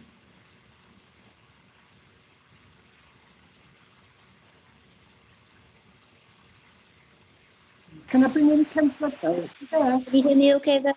Yes. Right, yes. Very, very quickly, I completely support this this motion, not just because I have pets who are frightened by this, but I also have friends who are veterans who find fireworks going off unexpectedly quite frightening, and also I'm the proud owner of a child who was also terrified by fireworks going off randomly for the week before and the week after fireworks night. So yes, I completely support this. Thank you. Thank you, Councillor Austin. Can I bring in Councillor John Hunter? Yes, Chair, I think we should move to the vote. I think it's open shut case, and I'm 100% behind it. Okay, I've got Gary Bell and I'll take him as the last one because we've got an important report. So Councillor Gary Bell. Thank you, Chair. I'd like to support the motion what Jim's brought. What Councillor Austin said as veterans champion, it causes a lot of trouble for people with PTSD, not just veterans, but anybody who's got PTSD. I am a killjoy. I would ban it. Happened in 1605. Get over it. Thank you, Councillor Bell. Councillor Allen, do you need the right to reply or can we go straight to the vote? So, Chair, I'm quite happy to go straight to the vote. I think everybody's in support and I welcome that. That's really good for everyone. Okay, thank you, Councillor Allen. Can we go to the vote now, please? Those in favour, can you raise your hands? If anybody wishes to vote in favour of it and you haven't got the facility, can you let your vote be known, please?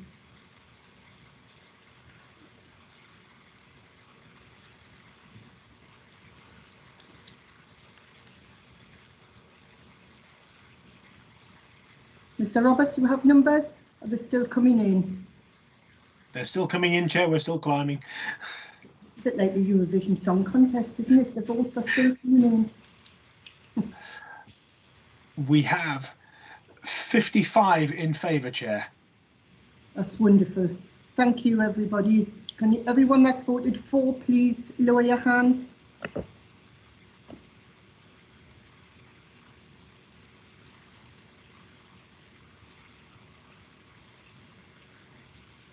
Councillor Allen, can you lower your hand, please?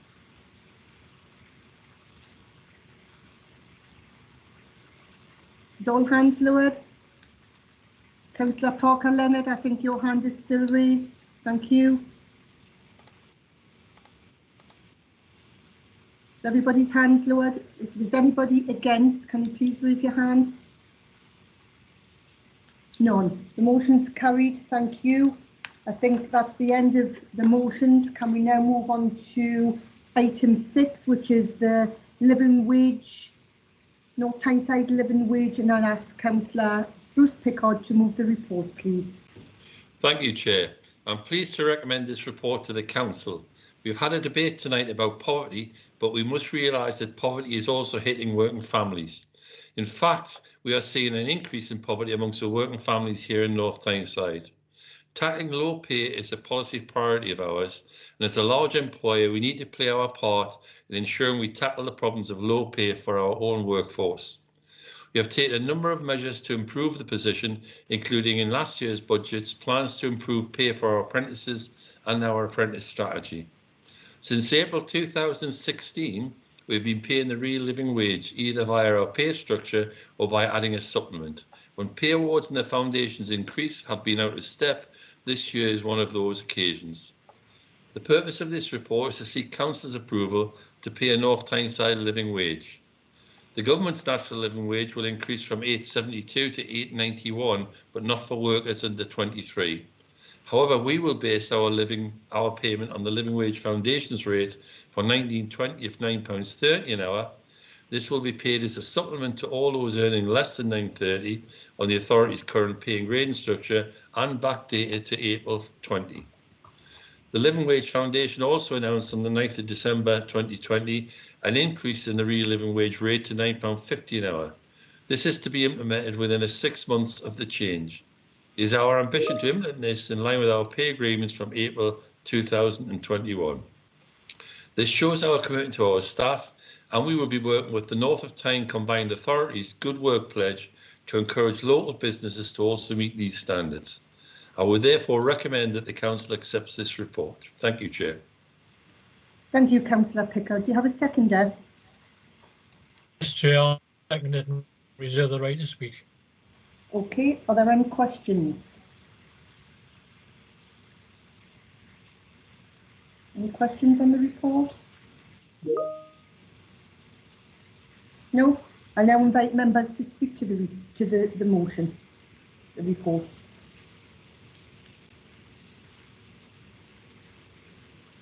Nobody? Okay. Councillor Pickard, would you like to come back in? Okay. Thank you, Chair. There's no opposition, so I've nothing to raise.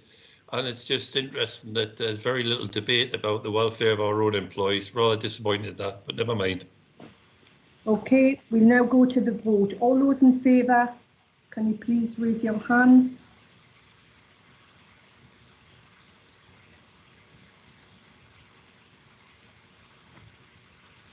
Those in favour, can you raise your hands, please? If you would like to vote in favour of the report, but you haven't got the facility, can you let your vote be known, please? Do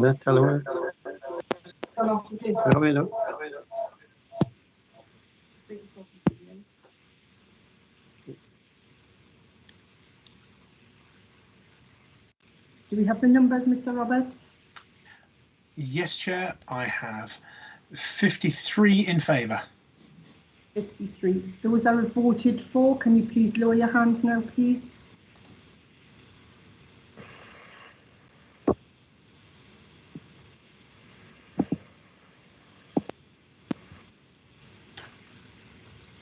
Councillor Glindon, your hand's still up. Chair, there seemed to be a problem on my machine there. I voted for that. Okay, is that Councillor Drummond? It is, Chair, yes. Yeah, Mr. Roberts, did you get Councillor Drummond's vote? I mean, it's carried anyway. But it's carried, Chair. We will consider that as 54, Chair. Okay, thank you. Now, is there anybody that wishes to vote against it? Can you raise your hand, please? No? Okay, that's carried. Okay, we'll now move on to Chair's announcements, I think it is. Obviously, it's been a very difficult and different year for all of us. I wasn't at the last meeting due to being ill. But I'd just like to thank everybody that contributed to the charity, the Mayor's Charity last year, because in doing so, we helped Operation Veteran to gain a lease on a property in Niles Street in North Shields, where they've opened a Veterans Centre, which is fabulous. It's got a little cafe downstairs where they serve teas and coffees and cakes and things. But upstairs is like a TARDIS. It's amazing. They've got computer suite. They've got a meeting area, a chill out area for veterans who are free to go whenever they like. And it's fantastic. And Councillor Gary Bell's had a big hand in that. So thank you to Councillor Bell. But the charities do work. The monies that's raised through the Mayor's Charities do work. And I would recommend anybody go and drop in and have a coffee there. You'll always get a very, very warm welcome. So thank you for everybody that contributed to the charities. It's a fabulous place with a lovely walled garden in the background. So I would recommend anybody go there and drop in if you're in North Shields. The Remembrance Day was very different for all of us this year, and for those that laid wreaths. If you watched the video, it was quite a moving video for Remembrance Sunday, and the Jigsaw Memorial at Killingworth was also a lovely service on the Wednesday. So doing things virtually is also very different for us all, as are these meetings. It's very challenging to chair meetings virtually because you don't always see hands up and things. So I just hope that you are all staying safe and that we can all have the best Christmas and New Year possible under the circumstances. And I hope 2021 brings a much better year for all of us. So on that note, I'll say thank you and all the very best to you all for 2021 and for Christmas. We'll now move on to Mayor's announcements, which is item 8. So can I ask Mayor Redfern if he has any announcements? I have. Thank you, Chairman. I just want to first of all apologise to Councillor Pickard because I couldn't get the hand up quick enough on my machine to thank him for all the hard work he's done on their living wage. It's much appreciated. It hasn't been easy for him, and I know he's been working on it for a couple of years now, so thanks to him. Chairman, I just wanted to thank those many residents who sent messages and emails to me praising our council staff for their continued efforts, ensuring that our essential services are delivered, for caring for our vulnerable residents, keeping our borough clean, to our teachers, catering and cleaning staff who kept our schools open. And I have to tell you, the people out there really, really actually are appreciative of what you're doing, to be quite honest. And I'm sure we are here in the chamber. But we're not in the chamber, virtually, yes. However, yesterday, I'm sure you all realised that the Chancellor of the Exchequer decided to award our fantastic NHS staff a pay rise. Who wouldn't agree to that, Chairman? It's well deserved, isn't it, to be quite honest? Sadly, however, he decided to freeze the pay of all our fantastic public sector workers. And this is despite the fact that many of them, and still do, go out every day, risking their lives, helping everyone in this borough and around the country, really. And they're risking their lives every day on our behalf. It's very, very sad that we now have one set of workers against another set of workers, because in this time of pandemic, all workers are essential, Chair, and I was really disappointed. Today, I heard the Chancellor of the Exchequer explaining his behaviour and saying that the private sector workers had suffered much more during these difficult times. However, a half an hour later, Paul Johnson from the Institute of Fiscal Studies came on and said, if the Chancellor had taken the time to review the last 10 years, you would have realised that the public sector workers had fared off much worse. Now, I am really upset that at the end of the day, our fantastic public sector workers are going to have their pay freezed. It's not acceptable for me, to be quite honest, and I'm sure to many people out there it isn't. They have kept us going all this time during these difficult times. And when our Prime Minister keeps talking about levelling up, I question that, to be quite honest, because as Councillor Rankin explained the other day, or further earlier this morning, about the money that had been wasted on fantastic sums of money going to companies that couldn't even provide the goods they were tendering for, to be quite honest. Not fair at all. So I've had my grouse, and I'm sure everybody else would join me in wishing our fantastic public sector workers the best, to be quite honest. And hopefully, you never know, the Chancellor might have a U-turn. But now I would just like to thank everyone and wish you all a very, very safe Christmas. Please be careful. Please adhere to the rules, because I'm sure all of you would like to return to some kind of normality in 2021. So we here in North Tyneside can work together and begin to build a better future for our children and our grandchildren. It's much needed, to be quite honest. We have to get through this together. And I would like to take this opportunity, Councillor Lott, thanking you as Chairman tonight. It can't have been easy in this, all the amendments, all the checking, all the changing, all the hands up and downs, but you've done extremely well. And I personally appreciate what you've done. So to everyone, stay safe. That's all I can say. And let's come back after Christmas and work together to make North Tyneside a great place for our children and grandchildren. Thank you very much. Thank you very much, Mayor. Right, item 9, questions by members of the council. Can I please note members have 2 minutes to which put their questions, and I've received 2 valid questions as detailed in the agenda, and the questioner will be given the opportunity of asking a supplementary question. The first question is by Councillor Allen, and would you like to take it as read or ask the question yourself? I'd just like to read it out, Chair, if that's all right. Okay. But just before I do that, I'd just like to wish you and all the members of the council Merry Christmas and a Happy New Year. Thank you.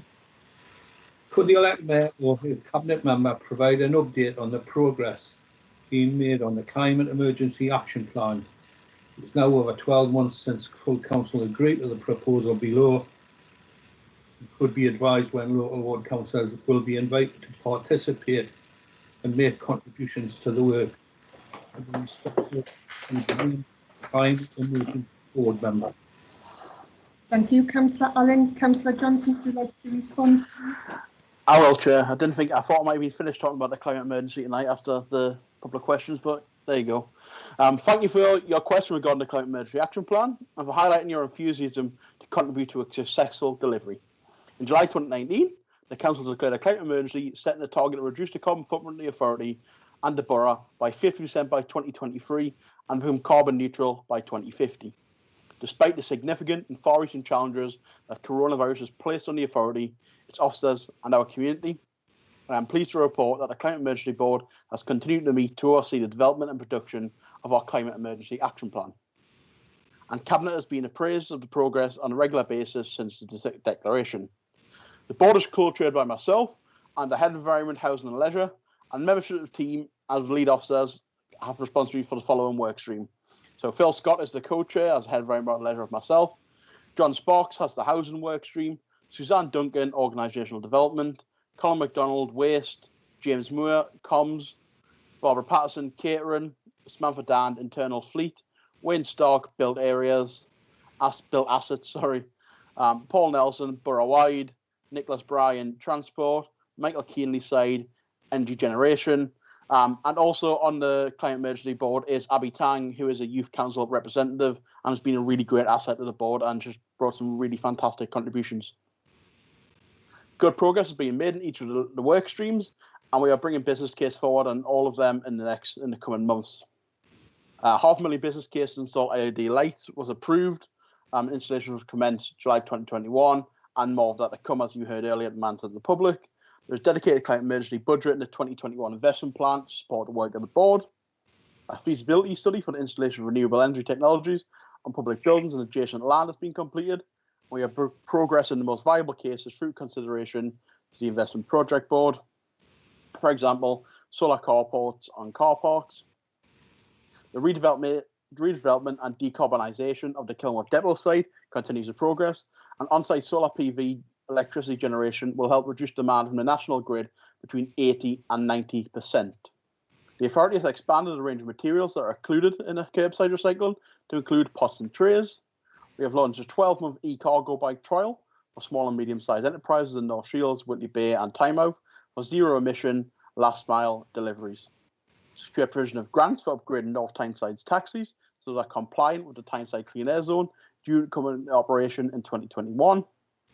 Workforce and Organised Development Plan now includes climate change as part of the key organisational and workforce challenges. And we have responded to a series of government policies consultations over the summer period associated with lowering the carbon emissions.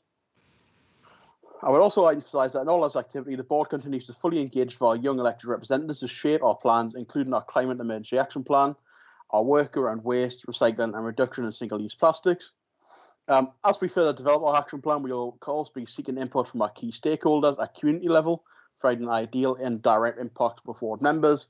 I'm also working with the chair of the Environment Committee, Councillor Brian Burdis, to see how we can feed in his committee and how what councillors in the council can feed in. I'm sure you already know there's a key opportunity at this year's state. Well, there was a key opportunity because it happened on Tuesday at this year's State of the Area event, once again to engage on climate emergency with stakeholders, including ward members, discussing climate change impacts on health, travel and transport. As you would expect, our approach to engagement activity includes listening to ward members and continues to inform and refine our policy development. Thanks, Chair. Thank you, Councillor Johnson. Councillor Allen, would you like to supplement me? I do have, Chair. Thank you. Thank you, Carl, for that answer. Can I ask a supplementary? What plans are there for speeding up the work on North Tyneside policies, particularly within the local plan and planning conditions? A great many decisions that pertain to new developments use the cost factor and building standards as reasons for not introducing new products to reduce the impact on the climate.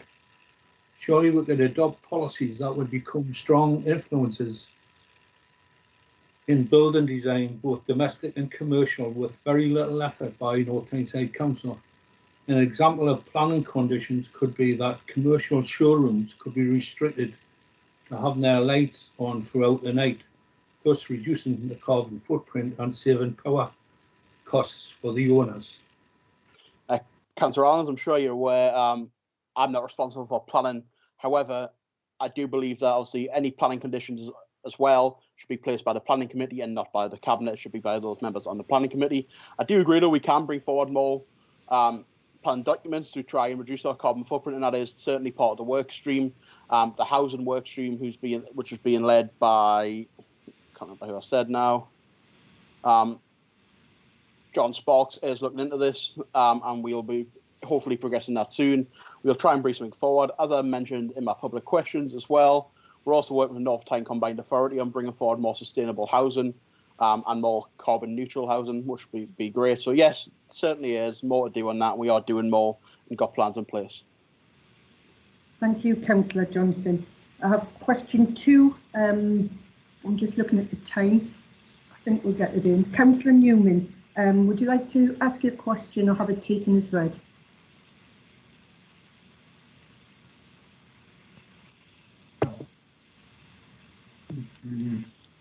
Hi, Chair. In the interest of time, I think I'll take it as read. Thank you, Councillor Newman. Mayor Redfern, would you like to respond? Hello, Wendy. I think it's me.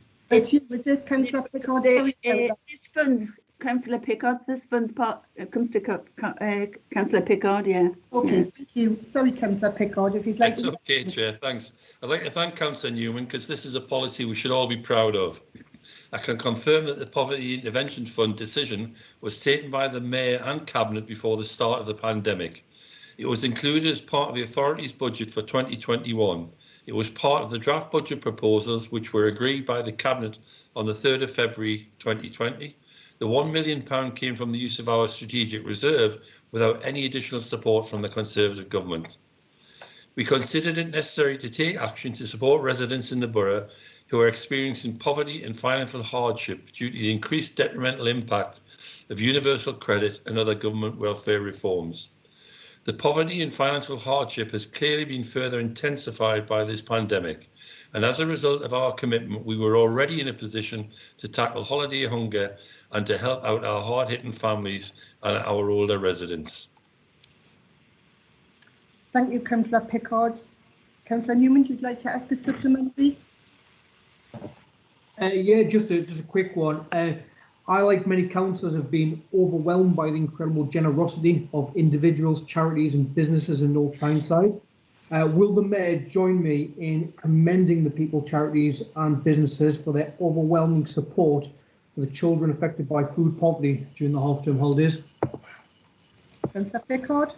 Yeah, I'm pleased to endorse that comment because it was actually raised by a Labour councillor that we should use local delivery and local charities to actually help us.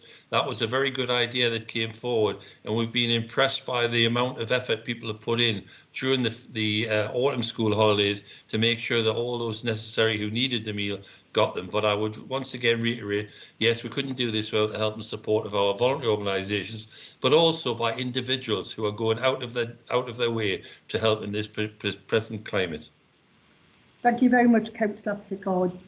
Well, that concludes the business for this meeting. I'd like to thank you for your attendance and any members of the public that have tuned in. Thank you. The next full council meeting is scheduled to take place on the 21st of January 2021, and details will be posted on the council's website in due course. So good evening, everybody, and have a safe time over Christmas and New Year. All the very best to you. Thanks very much. Bye bye now.